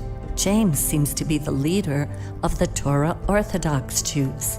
If James were one of the apostles of Jesus, his followers would not be Torah Orthodox, because both Jesus and Paul were preaching against the Torah, against Mosaic law. We have another letter of Paul's, his letter to the Galatians, in which he describes his heated confrontation with Jewish Christians, the apostles that came before him, naming specifically James, who was at least titled the brother of Jesus, and Cephas, the Aramaic word for rock, that must be Peter. So he's having arguments with the apostles, the disciples who came before him, who were apparently Torah Orthodox. Paul does not cite Jesus from the Gospels in doing this either. The Jesus of the Gospels is Torah critical.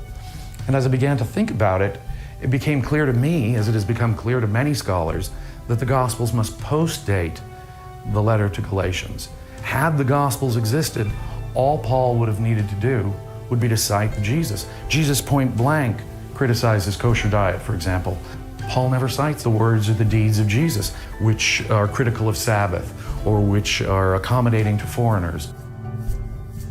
And Paul's words must predate the war, because after the war, the Zealots had been defeated and all of them had been executed or enslaved. So there's no way that kind of argument could have gone on after the war.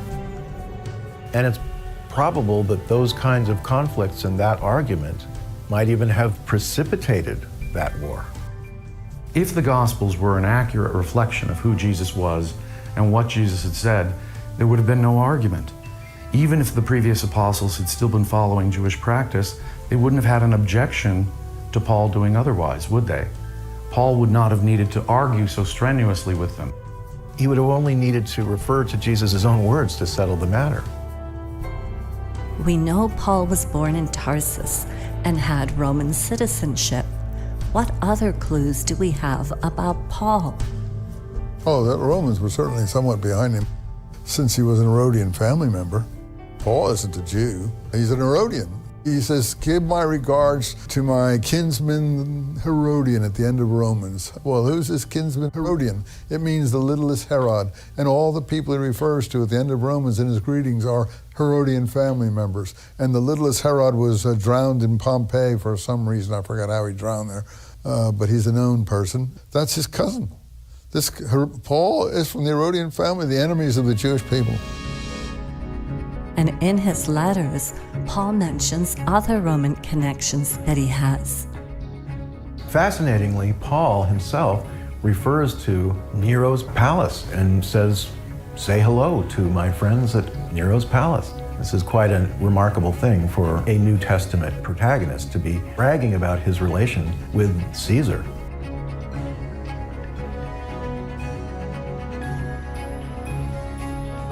Famously, in his letter to the Romans, chapter 13, Paul preaches that everyone must submit to the government or be punished.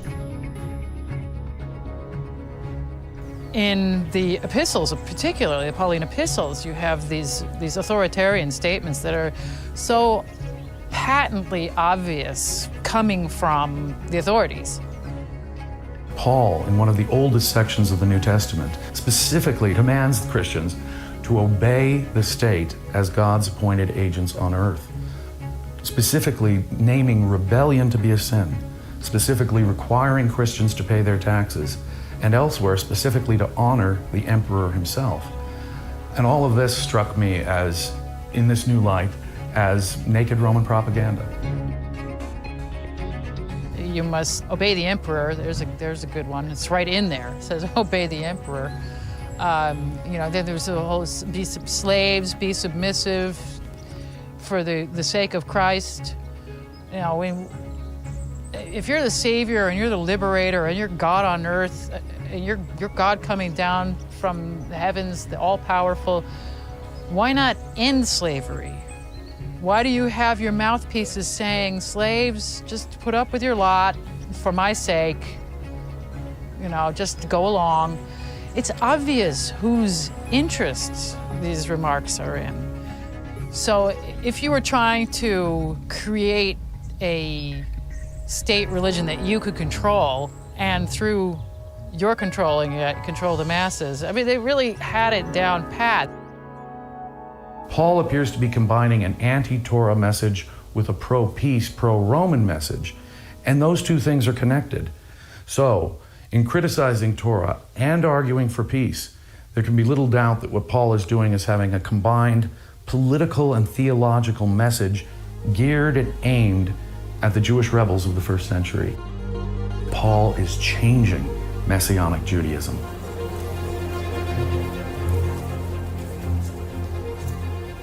One of the objections to the idea that the Romans created Christianity is that Christian tradition tells us Christians were persecuted by the Romans. But which of these groups of Messiah followers were the ones being persecuted? Today, we use the word Christian in a very sectarian sense. The sense of Christian that we use it in was unknown in the first 2 centuries, of course. Christianity didn't exist till the 2nd or 3rd century, and I don't think they had the word Christ. It's not a Palestinian word.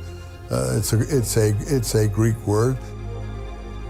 And to Romans, who don't make fine distinctions between different forms of Messianic Judaism, they were all Christians. However, today, the idea of a Jewish Christianity is almost entirely unknown. We exclusively think of Christianity in terms of the peaceful New Testament Christians we read about in the Bible.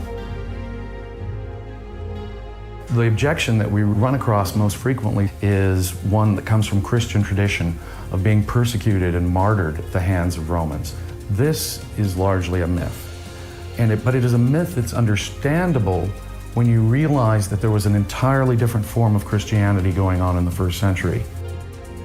That tradition of martyrdom is almost certainly rooted in the true persecution of Jewish rebels, Messianic rebels in the first 2 centuries, who were tortured and crucified by the thousands by the Roman government.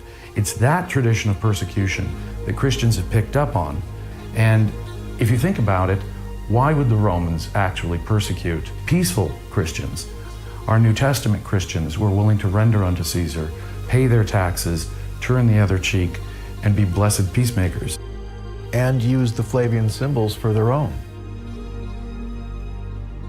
Curiously enough, when we look at the actual hard evidence of history, we find Christians already in the Roman army by the end of the 2nd century. Christians who are able to cooperate with the Roman Empire in a way that militant Jews had never been able to.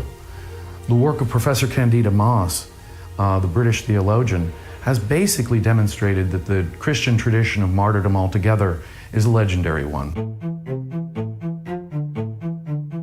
Hello, I'm Candida Moss, Professor of New Testament and Early Christianity at the University of Notre Dame. Today, Christians from all denominations remain deeply invested in the myth that for the first 3 centuries of its existence, the early church was the victim of relentless persecution. But contrary to traditional church teaching and popular belief, Christians were not systematically tortured and killed by the Romans merely because they refused to deny Christ. Rather, these stories were exaggerated, revised, and forged, often centuries later, and the history of the church was reshaped in order to combat heresy, to inspire and educate the faithful, and to fund churches. In her book, Professor Moss, who is a Christian theologian, states, Christians adapted their ideas about martyrdom and sometimes even the stories about the martyrs themselves from both ancient Jewish and pagan Greek and Roman writers. Most of the Christian saints who were regarded as martyrs were themselves based either on pagan sources or garbled accounts of people at the time. It's really a legendary mythology of Christian martyrdom during the Roman Empire. And yes, Nero persecuted militant Messianic Jewish Christians, if you will, and it is that very persecution and those very issues, for example, his predecessor, the Emperor Claudius's expulsion of the Jews from Rome because of militant disturbances, that the Romans need an ideological response to. So as we can see, there were pro-Roman Jews who were clients of the Romans, at the same time that there were Jews who opposed Rome, Torah Orthodox Jews, and were very much against integrating with the Roman Empire. Also, we see that there were Christians or Messianic Jews who were very much opposed to Paul, and there were Christians of the Pauline variety who were pro-Roman and would come into conflict with those other Christians. This is the political context that would lead to all-out war between the Jews and the Romans. James was killed. The war broke out 3.5 years after his death. Daniel, 2 times and a half. If you look at the prophet Daniel, you'll see everything is contained in prophecy that they're involved in. So their righteous teacher type person is killed under suspicious circumstances in 62. The war breaks out in 66, and they don't have the holy angels joining their camps, unfortunately. A large piece of our mosaic is this war, which the Jews began to wage against their Roman occupiers in 66 CE. It marks the turning point in all of Western history, and the result is still affecting our society today. It is in response to this war that Nero calls upon his best generals, the Flavians, Flavius Vespasian, and his son Titus Flavius.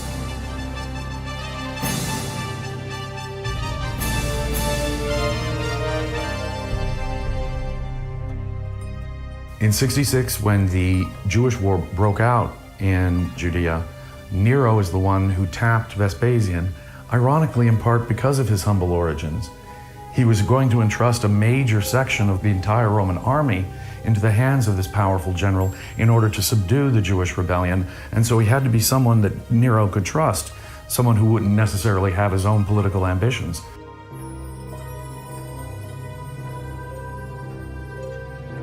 If they wanted to remove the cause of the rebellion, the Romans would need to seize Jerusalem and capture the scriptures that were housed in the Jewish temple. As far as I know, there was a thrust that they really wanted to get their hands on the Hebrew texts that was egging on the terrorists, the Jewish terrorists. You know, they would be considered to be rabid nationalists and so forth, but the barbarism of these particular groups, factions we're talking about, was almost like the Taliban.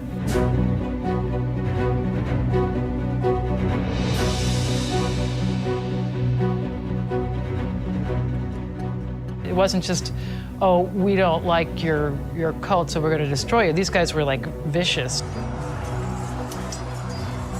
Constant raids and attacks and killing people and taking hostages and all manner of things.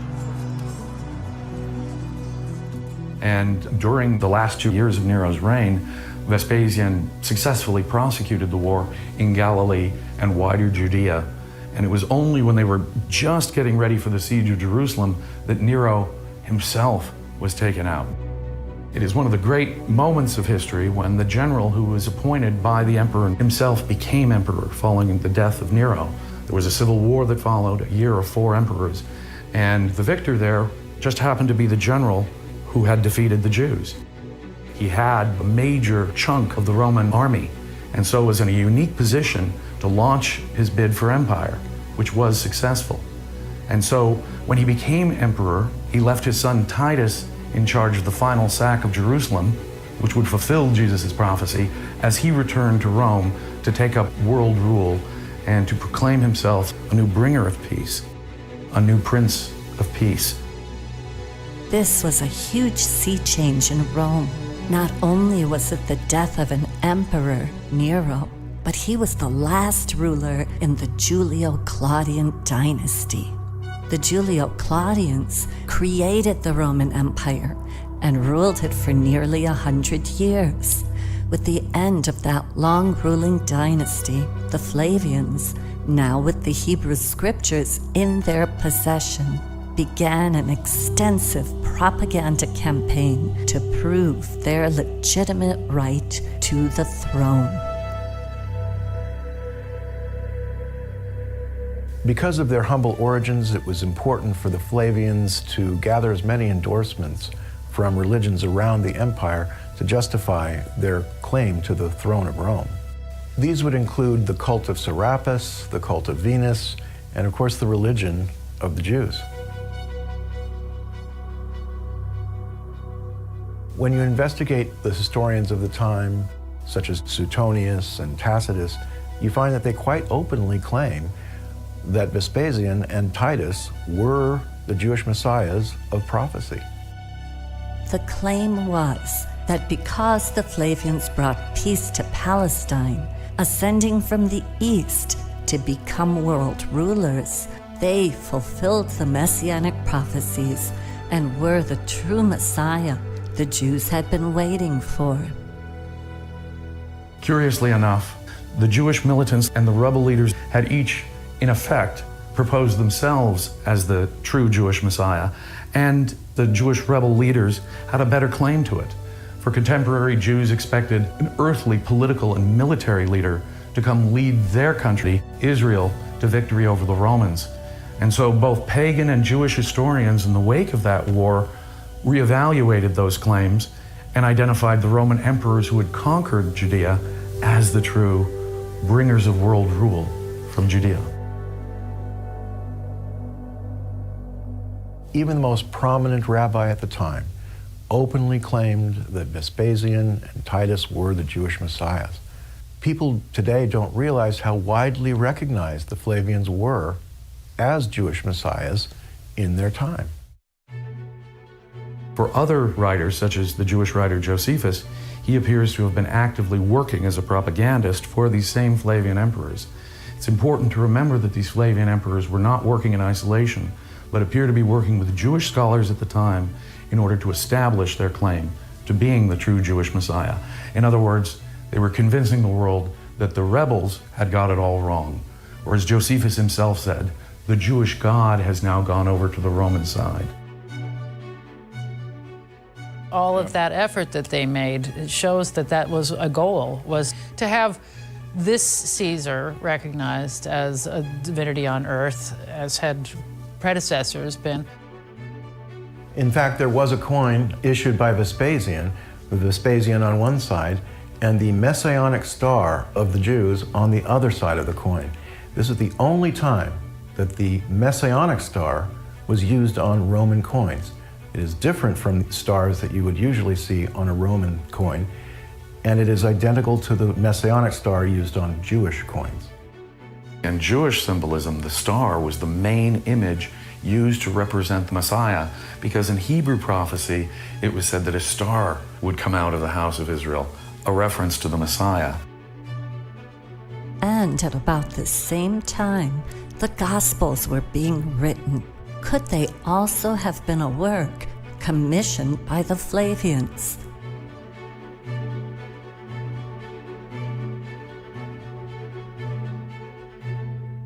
Well, on the Roman side, to avoid the same kind of ruckus, the theory is that the Flavian dynasty, they said, suppose we come up with a version of their messianism, not only their Judaism, but their messianism, like the idea of the Messiah coming. Let's come up with a way of pacifying them, saying, oh yeah, you should believe this. I mean, Rome never really objected to anybody's religion unless it created trouble.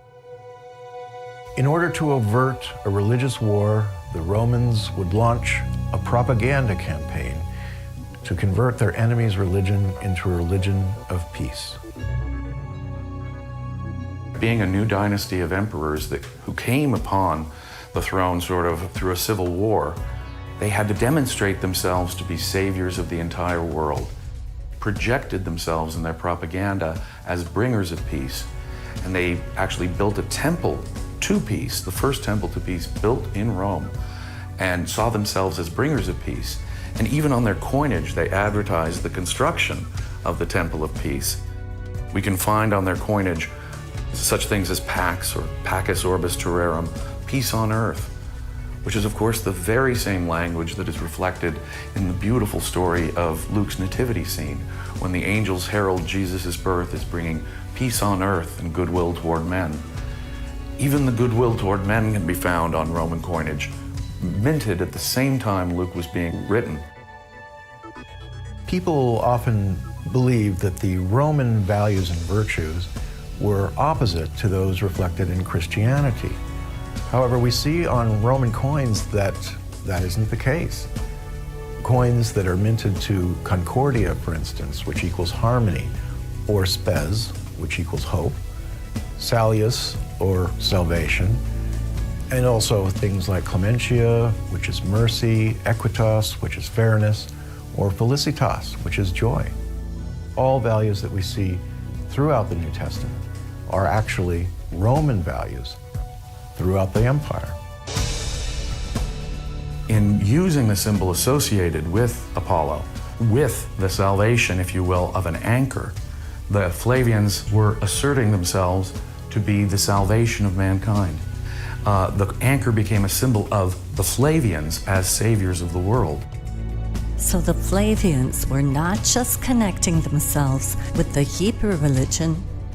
In using the symbol of the Greek sun god Apollo, the Flavians were connecting themselves to the religion of the Greeks. And they were also connecting themselves to the religion of the Egyptians. We also know from Suetonius and Tacitus that Vespasian had gone to Egypt, and he goes into the temple of Serapis. He comes out with a miraculous capacity to heal the blind with spit. And then we hear the same story in the New Testament, which by all evidence was not in existence at all. Even, conservative biblical scholars will claim that the New Testament wasn't in existence when Vespasian was doing this miracle. There's no record of anyone saying, hey, there was a guy 40 years ago in Judea who did the same miracle. In fact, it was probably a stock miracle that had been around for centuries by that time. Note what the Flavians are doing. We've already observed that Serapis, an Egyptian god, was being used on Flavian-era coins. And there you can see an Egyptian god being identified with Roman emperors. More than that, we have both pagan and Jewish sources identifying these Flavians as the true Jewish Messiah. So again, we have Roman propaganda coordinating various religious and cultural elements throughout the empire: Greek, Egyptian, and Jewish. You could see the dynamics of why Christianity had to be created then. It wasn't like some divine revelation. It was purely contrived by the political forces who were extremely wealthy for the specific purpose of rolling all these religions into one. All of these propaganda efforts after the war with the Jews resulted in the rise of Christianity. We can see the foundation of Christianity is Judaism, but it differs by a reversal of some key components of Mosaic law, the very practices that prevented Jews from assimilating into the Roman world. And Christianity also incorporates new pagan ideas, which Judaism would never have allowed. Who would be the people the Gospels were written for? Who would most benefit from this new form of Judaism?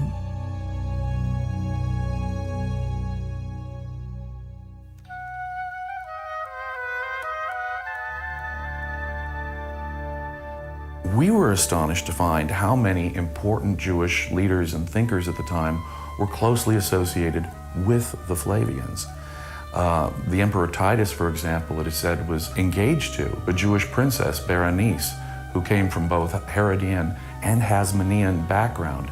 Unfortunately, negative propaganda against the Jews made that politically difficult for Titus in Rome, but he himself was closely associated not only with Berenice, but with her brother Herod Agrippa II, Josephus the historian, Epaphroditus, a leading courtier of emperors in the late 1st century who was likely to be a Jew himself, and a patron of Josephus, and even nephews and relatives of the Jewish philosopher Philo were close associates of the Flavians.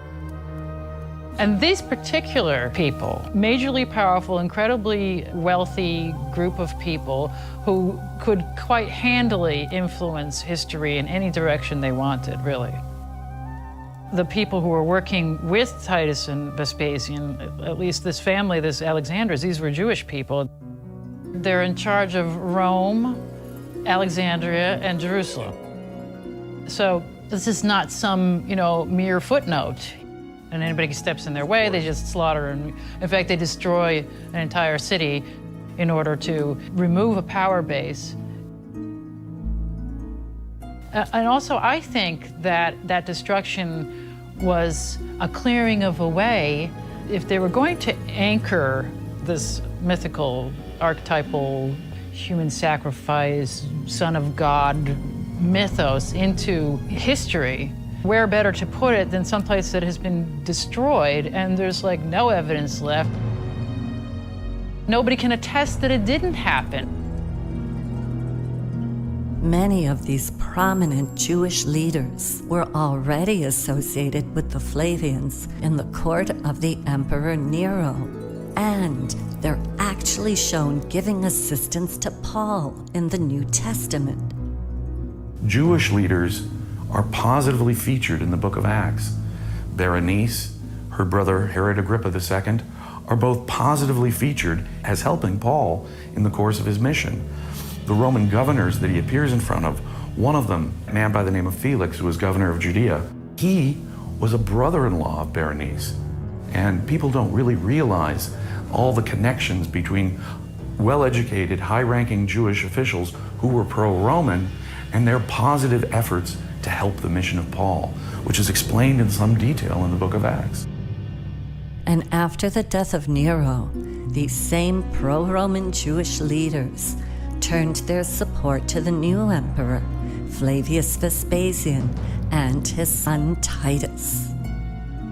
And so there was a cadre, a group of well-educated, wealthy Jews who surrounded and populated the court of the Flavians. The New Testament wasn't simply a Roman thing. The Jews in the court of the Flavians would have every reason to believe in the New Testament. It gave them full license to be loyal to the emperor of Rome, while at the same time be good practicing Jews. So the New Testament actually relieves them of their Mosaic duties and allows them to be in the court of the emperor of Rome with no problem whatsoever. It's astonishing that the New Testament would show actual Jewish leaders in history in a positive light. And what about the earliest Christians? What do we know about them from history, apart from the New Testament?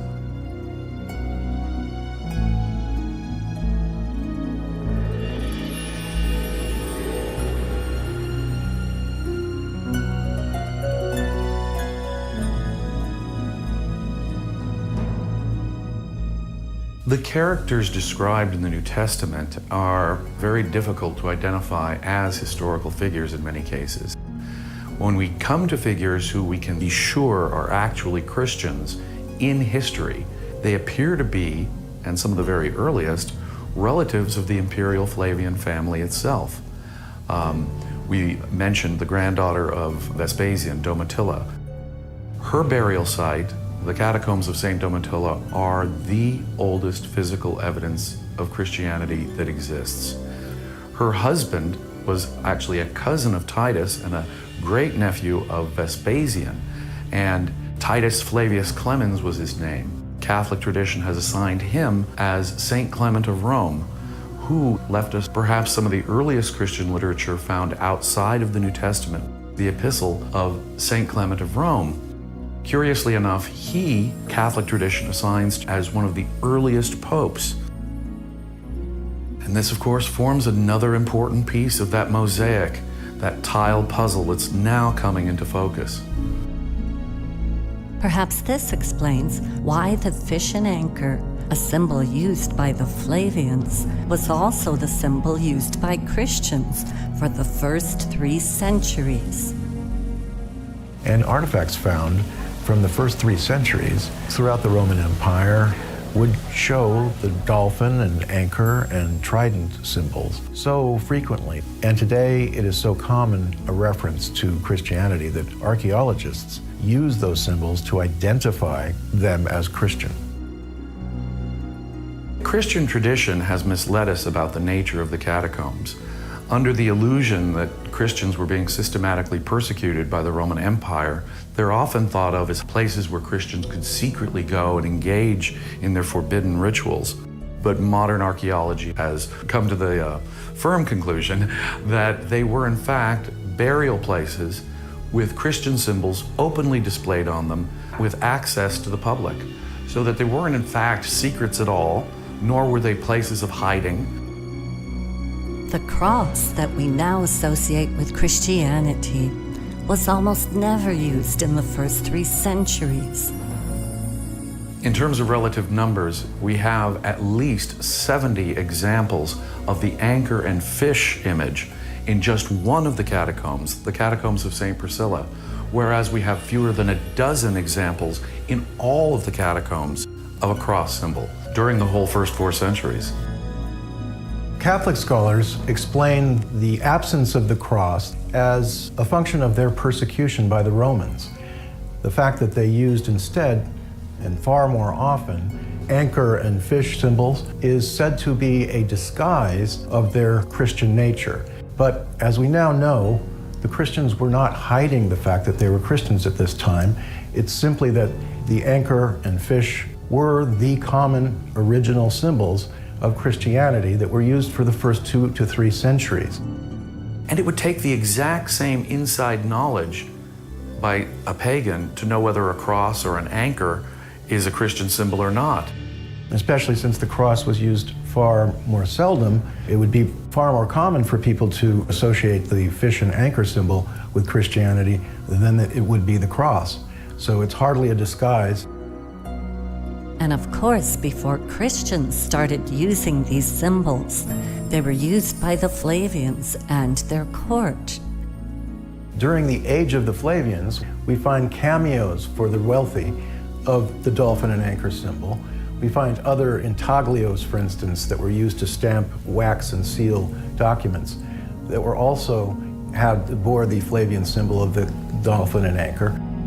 The fact that they were on seals or intaglio indicate that they might have been used by very wealthy and perhaps politically connected Romans, people perhaps officials in the Roman state who were using them for official purposes in the late 1st century. And different variations of the fish and anchor symbol were also used by early Christians. Using a dolphin and anchor symbolism ties into themes we see in the New Testament itself. Jesus says, "I will make you fishers of men." And the anchor is like a hook that a fisherman might use. And the fish, of course, wrapped around the hook is like the bait. And this symbol seems to point to the act of evangelism far more vividly than the symbol of the cross itself. The fish wrapped around an anchor might be seen as a symbol of Jesus, whereas fish approaching the anchor would be seen as the converts, the fish whom the hook is catching, if you will. And of course, in the Flavian era, that dolphin was symbolic of Titus himself on his own coins. Another discovery that we were truly astonished to make was that the earliest Christian symbols frequently used a family of other symbols that could only be seen as pagan symbols, such as the trident with fish, which were associated with no less than the Colosseum in Rome, the Flavian amphitheater. And you can see fish with a trident in the architectural detail of the Colosseum itself, which the Flavians built. And those symbols as well were adopted in the 2nd century by early Christians. And it's amazing that you would see such symbols in both the Colosseum and in the Christian catacombs only a few miles away. Dolphin and anchor pendants are still sold today. You can find them in Catholic stores and are used to symbolize Christianity. There are also symbols of Christ on an anchor. So these symbols have survived and are completely related to Christianity, and their Flavian connection has been forgotten. Anchor symbol can be seen all over Christian churches, all over Europe. The dolphin wrapped around an anchor was used as an image by Titus himself in his deification associated with his divinity, and it was the earliest symbol used by Christians to represent Jesus on the cross. It's interesting that the dolphin wrapped around an anchor could represent both Titus Flavius and Jesus in the same era. One of the most impressive uses of the fish or converts swimming towards the anchor, which represented the hope or salvation offered by the Flavian emperors, was found by Warren and James in a dramatic floor mosaic that was displayed in Herculaneum. The most irresistible archaeological sites for finding connections between the Flavians and the Christians would be Pompeii and Herculaneum, which were buried by the eruption of Mount Vesuvius in 79 AD, exactly 2 months after Titus became the emperor of Rome. Herculaneum and Pompeii are time capsules that perfectly capture what was going on during the Flavian era. This is where we discovered the bottom of a pool that depicts an anchor surrounded by 2 dolphins and 2 people swimming towards the anchor. The symbols that so perfectly match symbols we would see in catacombs for the next 3 centuries are here. This connection between fish as a symbol and humans being the fish, if you will, being caught, is distinct to the Gospels. The missionary work of Christians is being declared by Jesus himself to be a form of fishing. Of course, anchors are a symbol of safety, a symbol of security. And so people being compared to fish, seeking the religious salvation of the anchor, would be very commonly understood in that context as a Christian symbol. But that Christian symbol came at or after this moment when, in a purely pagan context, the Flavian emperors themselves are using the anchor, fish compared to people, as a religious symbol. This discovery is so important because what it does is establish beyond any doubt that these symbols predate all uses by the Christians in their catacombs by decades. Like a legend of all the symbols we have been discussing, this site ties in the coins with the catacombs, with the other Flavian architectural details that we have seen, all in one original archaeological site. For all practical purposes, it might as well have been a symbol in a Christian catacomb. They're that identical. It's hard to know if that mosaic at the bottom of that pool is a symbol of Titus, a symbol of Apollo, a symbol of Serapis, or a Christian symbol. Or perhaps a symbol that started as a pagan symbol and slowly evolved through different variations into finally becoming a Christian symbol.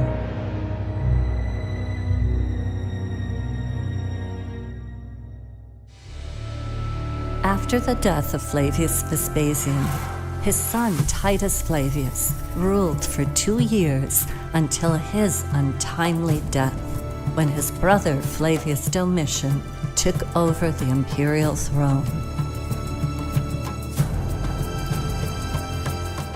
The anchor and dolphin image on Flavian coinage, which was minted literally in the thousands during the short 2-year reign of the Emperor Titus, was soon discontinued by his brother who succeeded him on the imperial throne. It's interesting to note that Domitian began what can only be described as a persecution of the Christian and Jewish elements within the imperial family. He himself executed his cousin, Clement of Rome, and banished his wife, Saint Domitilla. He's also responsible for executing Epaphroditus, who is a patron of Josephus's work and appears to have been an associate of St. Paul's decades earlier. The actual reason for Domitian persecuting his relatives may have been that they were a political threat, having adopted the mantle of Jewish leadership at this point. Domitian could not claim to be the Jewish Messiah as both his brother and his father could, since he had no part to play in the war with the Jews. And it's well known by historians that Domitian returned to more traditional forms of religion. It should be remembered, of course, that becoming deified by the Roman Senate as deities, official Roman deities, both Vespasian and Titus had a temple and priesthood, priests who would continue rituals, and this must have occurred for at least a century or more following their deaths. And part, as we've heard, of their official propaganda is that they were Jewish messiahs. Part of that may have been indeed an important aspect of the imperial cult of the Flavians that existed in the century or two following the Flavians. The Flavians were dearly loved by the people of the Roman Empire, and it's no surprise that Vespasian and Titus continued to be worshipped as gods and Jewish messiahs for centuries after their deaths through their imperial cults with their own temples, priests, bishops, and rituals. Especially since Vespasian was known as a healer who performed the same miracles that Jesus did in the Gospels. And what became of Christianity after the end of the Flavian dynasty?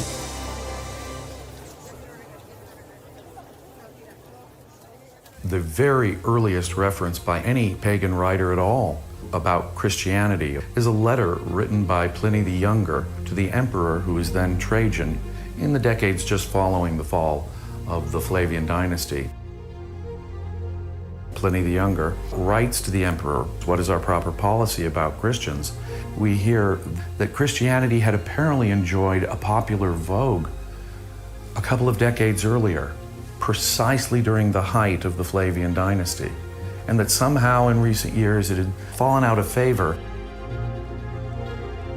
Pliny the Younger also tells us that Christianity by his time was affecting all classes of Roman society, not just Jews, but upper-class pagan Romans.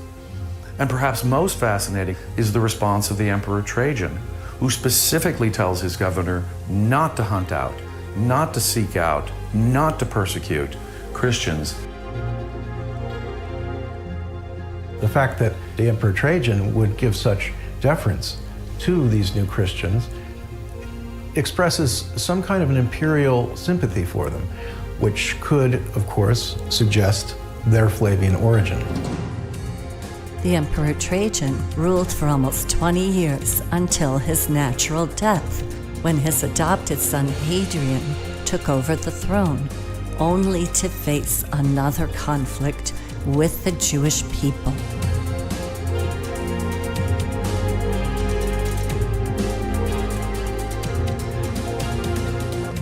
What's interesting about the symbol of the dolphin and anchor being used by the Flavians is that it wasn't picked up again and only used afterwards by the Emperor Hadrian.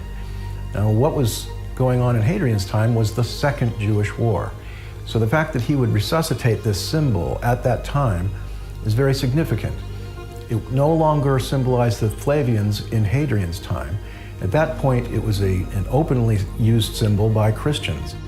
This is a significant evolution of the symbol, going from an obviously Flavian symbol to then being used as a Christian symbol in Christian catacombs, and then being used as a Roman emperor again as he fights the Second Jewish War, this time as a Christian symbol.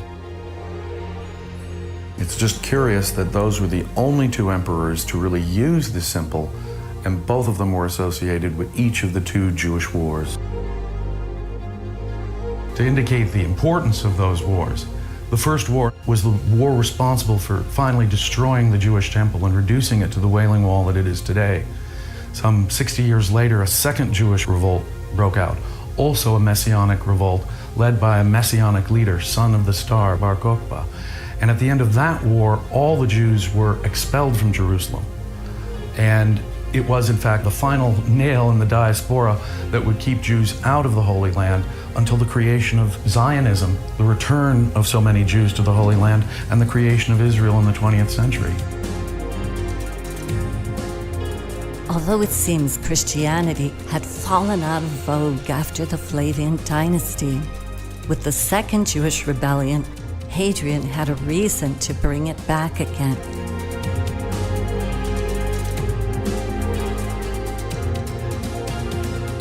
Okay, well, what I think would happen is there's still this unruly segment of Roman society that was basically the Jewish segment, not only in Judea, which effectively was taken care of by the destruction of first of Jerusalem, that diaspora, and then there was a second massive destruction of more of Judea in around 135 AD CE, and that dispelled many more Jews. And so now they're all over the place. The ones who aren't Hellenized are bringing with them this fanaticism that is begging for a new priestly creation. And this had been done in the past. They already tried it with Serapis. I'm sure there was a concerted effort to synthesize paganism and Judaism in the 2nd century.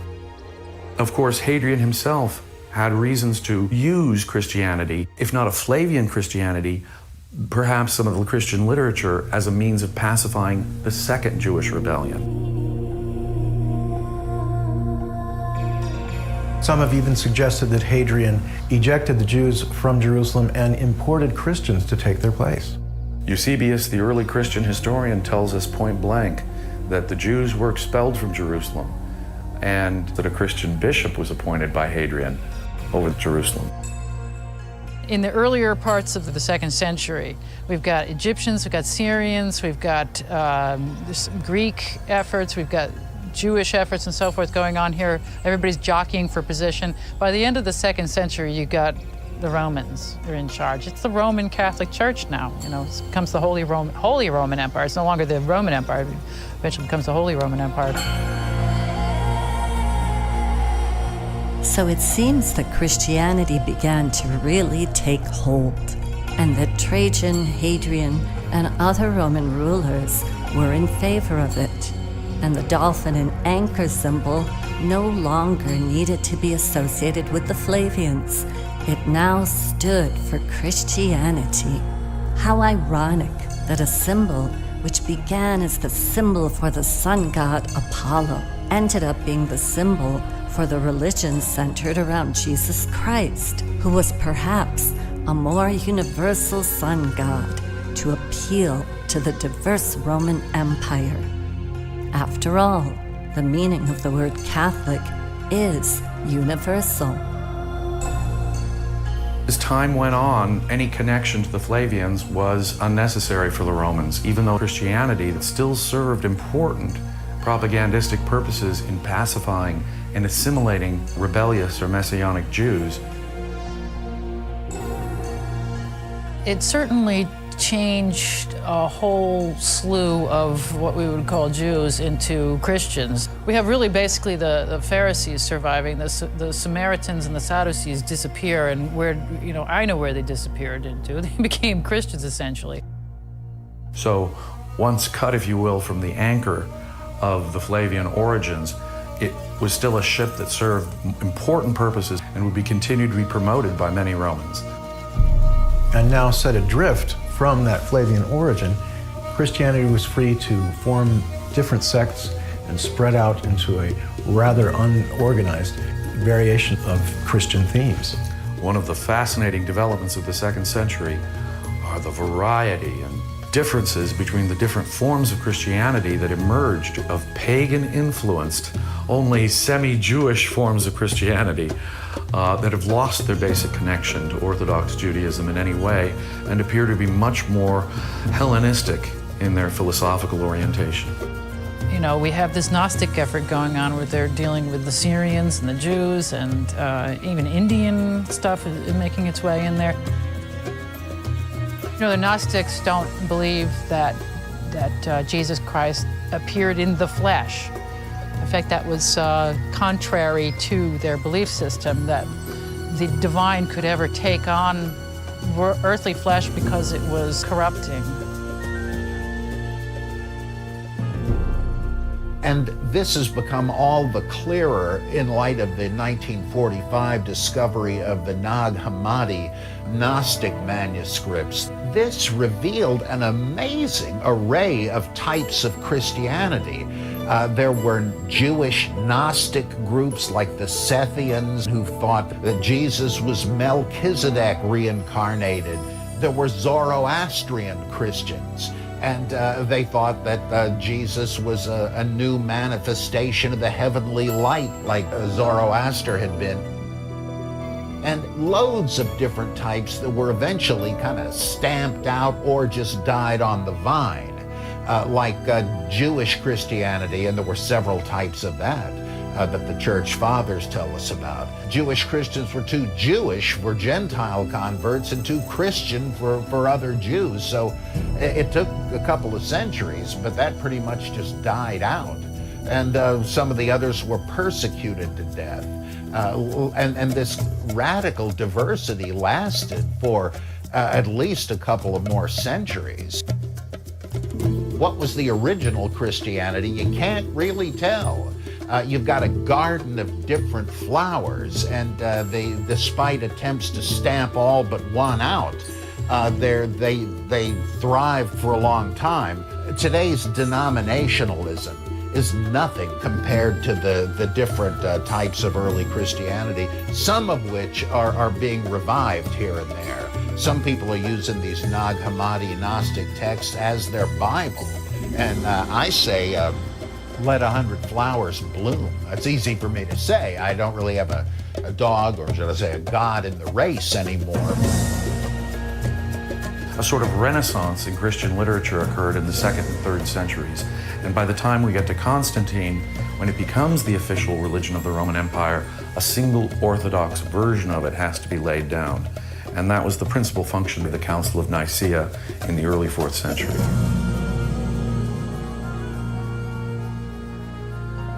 They finally converted one of the Roman military commanders, Constantine, at some point, but he wasn't really a Christian. He never did a Christian thing in his life, but he felt that he could get some help in his military struggles. So he said that, fine, okay, he has a vision or whatever, he'll take Christ, you know. But he gets the added troops that help him secure victory. And so then it becomes the official religion of the Roman Empire under Constantine. And once that happens, you're going to get a huge amount of people coming in. And that's what happened. Christianity gained more and more popularity, and Roman leaders themselves would vie over different attempts at making a dominant cult. The cult of Sol Invictus would be at odds with Christianity, or the cult of Mithras would be at odds with Christianity. Well, this was resolved with the military success of the Emperor Constantine in the 4th century. It was he who began to legalize Christianity, and it was his family that made Christianity the official religion of the Roman Empire.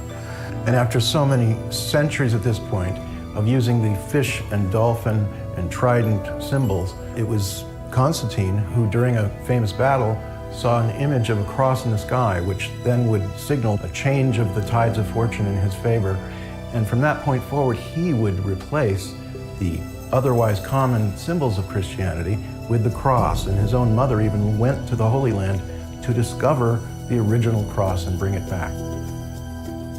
Of course, the cross that Constantine saw in his vision was sort of the Chi-Rho cross, but it's still a form of the cross. From that point forward, it would not have done Constantine any good to continue using these Flavian symbols. He wants to associate Christianity with his reign, and he doesn't want it to be a Flavian cult, a Flavian imperial cult. He wants it to be his cult, finally cutting the tether between the Christians and the Flavians. However, the Flavians remained widely loved by Romans and Christians alike, and many emperors used their name. In fact, starting with Constantius, the father of Constantine, a total of 56 out of 70 subsequent Roman emperors, that's 80%, used the name Flavius. According to the Flavian propaganda, they had so many virtues, deeds, and other parallels in common with Jesus that the Flavians themselves were respected and venerated by Christian Romans centuries later. Even in Christian medieval times, the Flavians were looked at as positive emperors, even though they were pagans. Christian writers during the Middle Ages and the Renaissance praised the Flavians in the highest terms possible. After Constantine made Christianity the official religion of the Holy Roman Empire, the rulers who came after him also found it useful for their purposes. We've gone over Romans 13 and its command that people obey the state as God's appointed agent on earth. After Constantine, subsequent rulers throughout Europe would use Romans 13 to justify the divine right of their rule, known as the divine right of kings. This is the textual origin for the religious authority given to Christian kings for the last 2,000 years, and even dictatorships unto our own time. The truth is, the New Testament is Roman propaganda, written for a very specific period of time. It has long since outlived its purpose and has been used ever since by other rulers for their own purposes. What's fascinating about that is that this particular passage also justifies pagan rulers who were not Christians, but were still recognized as God's agents on earth. Therefore, the subjects of these rulers were expected to be Christian, but not their rulers. These pagan rulers could continue their hedonistic lifestyles, worshiping pagan gods, and yet still their subjects were expected to be Christians. Christianity, therefore, is for the ruled and not for the rulers. How could this religion, which emerged over 2,000 years ago, still be strong and thriving today? The It's very attractive. It was made to be attractive. Well, the scrolls aren't attractive. We're not trying to convert people. This is what the people writing the scripture are doing. That doesn't mean the character is the real character as such.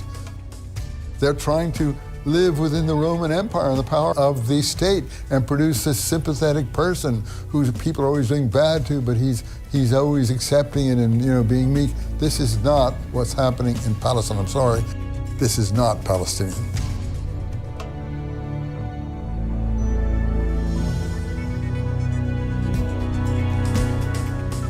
One of the ways in which Christianity has thrived and succeeded is its ability to adapt and change to changing circumstances politically and culturally.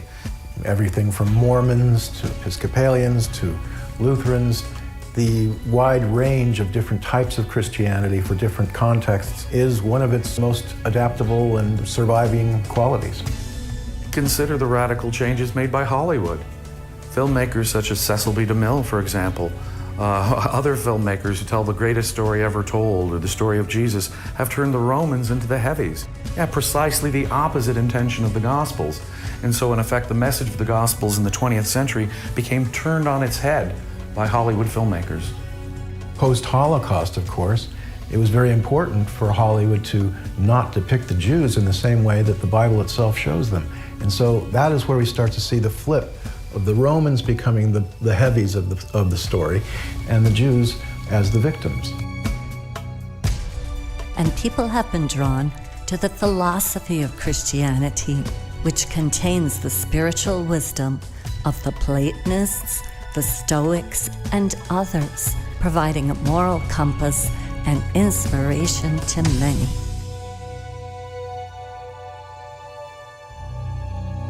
Is the creating Christ theory saying that Jesus as a person didn't exist?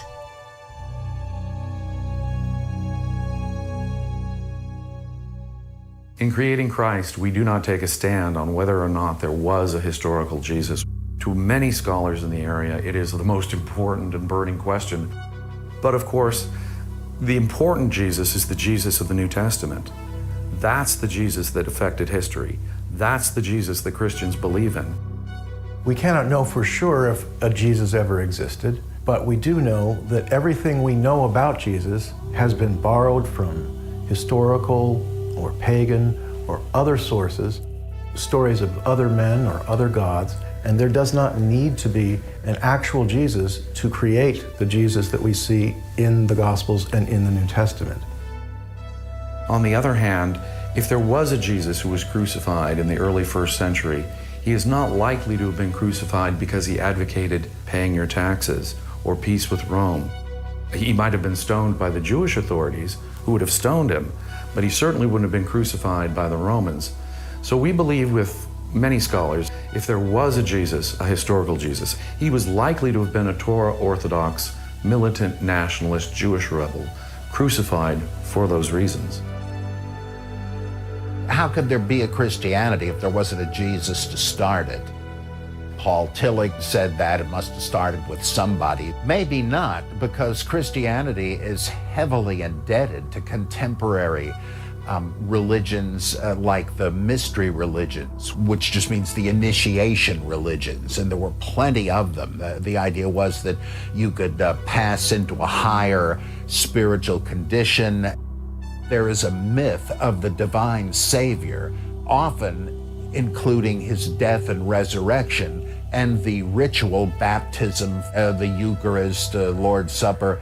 They had various things like that in them, like the Osiris religion. There was a sacred meal where you would eat bread because it was the body of Osiris, who is the grain god, and you would drink wine or beer because that was the blood of the grain god. And when you look at the Last Supper in the Gospels, it's supposed to have something to do with Passover, but it doesn't really. Whereas when Jesus says, "This bread is my body, this wine is my blood," you think, this doesn't sound like Judaism to me. This is one of the reasons I say I think the burden of proof is on the person that would say there was a historical founder. Could have been, too late to tell now, but you don't really need that as a factor in starting it. This is what is something else rationally we must keep in mind as well, that we have mythology in other cultures that is clearly taken as mythology. The Greek gods. Very few people today believe that they ever existed, or they were living on planet Earth, and that they were real people, and that any of their adventures were real. But with the Jewish stories, there's a special pleading that all these supernatural events actually occurred. The Red Sea was parted. Elijah was taken up in the chariot. We have to accept that, or we're going to be punished with eternal hell. We have seen how Christianity developed and evolved over the centuries, and how it was shaped by rulers to suit their purposes, which is one reason it has survived so strongly to this day. The important 20th century discoveries of the Dead Sea Scrolls and the Nag Hammadi texts may perhaps be the very reason that Christianity began to be scrutinized and looked at more from a historical rather than a theological perspective in the past few decades. These ancient texts have revealed a history surrounding this religion that stands at odds with Christian tradition, and our scholars feel the true history is important for people to understand, precisely because we're still being affected today by a war that took place nearly 2,000 years ago. One can really only understand the theory of Roman provenance by assembling all the pieces of the mosaic. And only when you put each piece in its appropriate place can you pan back and then accurately see the entire picture. Throughout the course of the last 30 years in which we have been researching and writing this book, we had hoped to uncover the truth about the history of one of the most important world religions. At the crossroads of Western history was a conflict between worldviews that were exclusive on one side and universal on the other. That they would come into conflict was inevitable. And this is when the New Testament was written. Today we are still in conflict with each other because of seemingly opposing worldviews. What can we learn from this ancient period of history to come to the best solution for our modern world? Is the answer some form of synthesis or integration of these seemingly opposite perspectives? Nothing we have discovered and demonstrated here challenges a belief in God or indeed the important need for morality. In my teaching, I am not trying to make disciples of Christ. There would be no point to that. In fact, I don't care if anybody holds my opinions. I'm just interested in it as a fascinating intellectual pursuit. What am I trying to do in teaching? I'm just trying to give people access to information and perspectives they may not already know of. And I assume they're going to make use of what they think is worthwhile in creating their own synthesis. I mean, that's all I'm doing. And that's all I want to help people more Socratically than dogmatically. If Christianity had not been foisted upon millions of people, we quite likely would not be facing this almost apocalyptic development of destruction of the planet. I mean, for one example, before the technological age, a major example was that in certain parts in the so-called pagan world, it was a capital punishment to cut down forests. This is one of the reasons that I am motivated, is because I looked at the destruction that occurred to my culture, Northern European, and it was so defamatory and so vile. It put the fire in my belly. In the natural religions, you're connected to the earth. You're free. You don't have this domineering, monotheistic character controlling you like a puppet master. It's not there. It's very empowering. It's earth-based. You got your feet planted, and you're drawing wisdom into yourself from your own observation. And they had to sever that in order to get this power coming from the top down. All this is concocted by people overseas in order to establish a pro-Roman literature for these apocalyptic groups, and they succeeded. This pro-Roman literature that we have, which is why the church is in Rome today, this has survived for almost 2,000 years, and it was extremely successful. Probably one of the most successful literary efforts ever undertaken and produced. Today, we are still governed by moral precepts from documents that are almost 2,000 years old, ideas that were developed in a cultural and political context not our own. By the 21st century and the dawn of the third millennia, it is time to reevaluate these dusty doctrines that no longer serve our context, but were devised for a context long since forgotten. Over the last few centuries, beautiful art, beautiful poetry, beautiful architecture has been constructed on the imagery and the ideas of Christianity. And that in itself gives Christianity an authority and a beauty that no one would want to get rid of.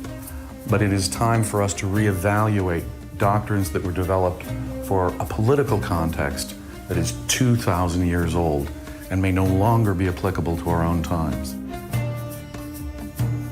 Our scholars have certainly provided us with a variety of interesting perspectives on the history of Christianity. And now it's our turn. In view of all that was presented here, how will we evolve our philosophical ideas to best create the meaning of our own lives? In the words of the great transcendentalist writer, Ralph Waldo Emerson, make your own Bible.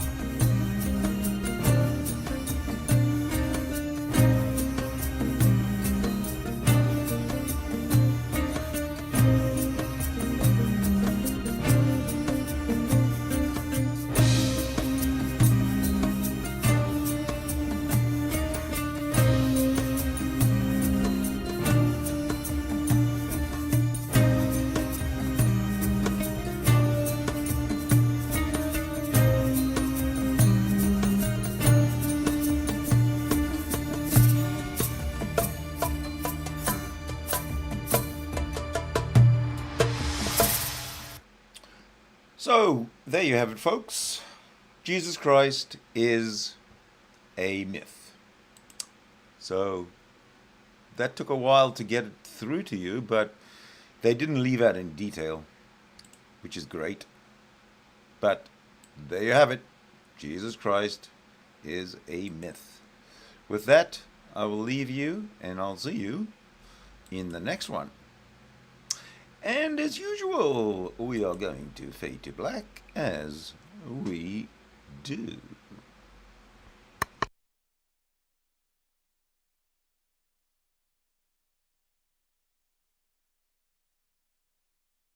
We are going to fade to black as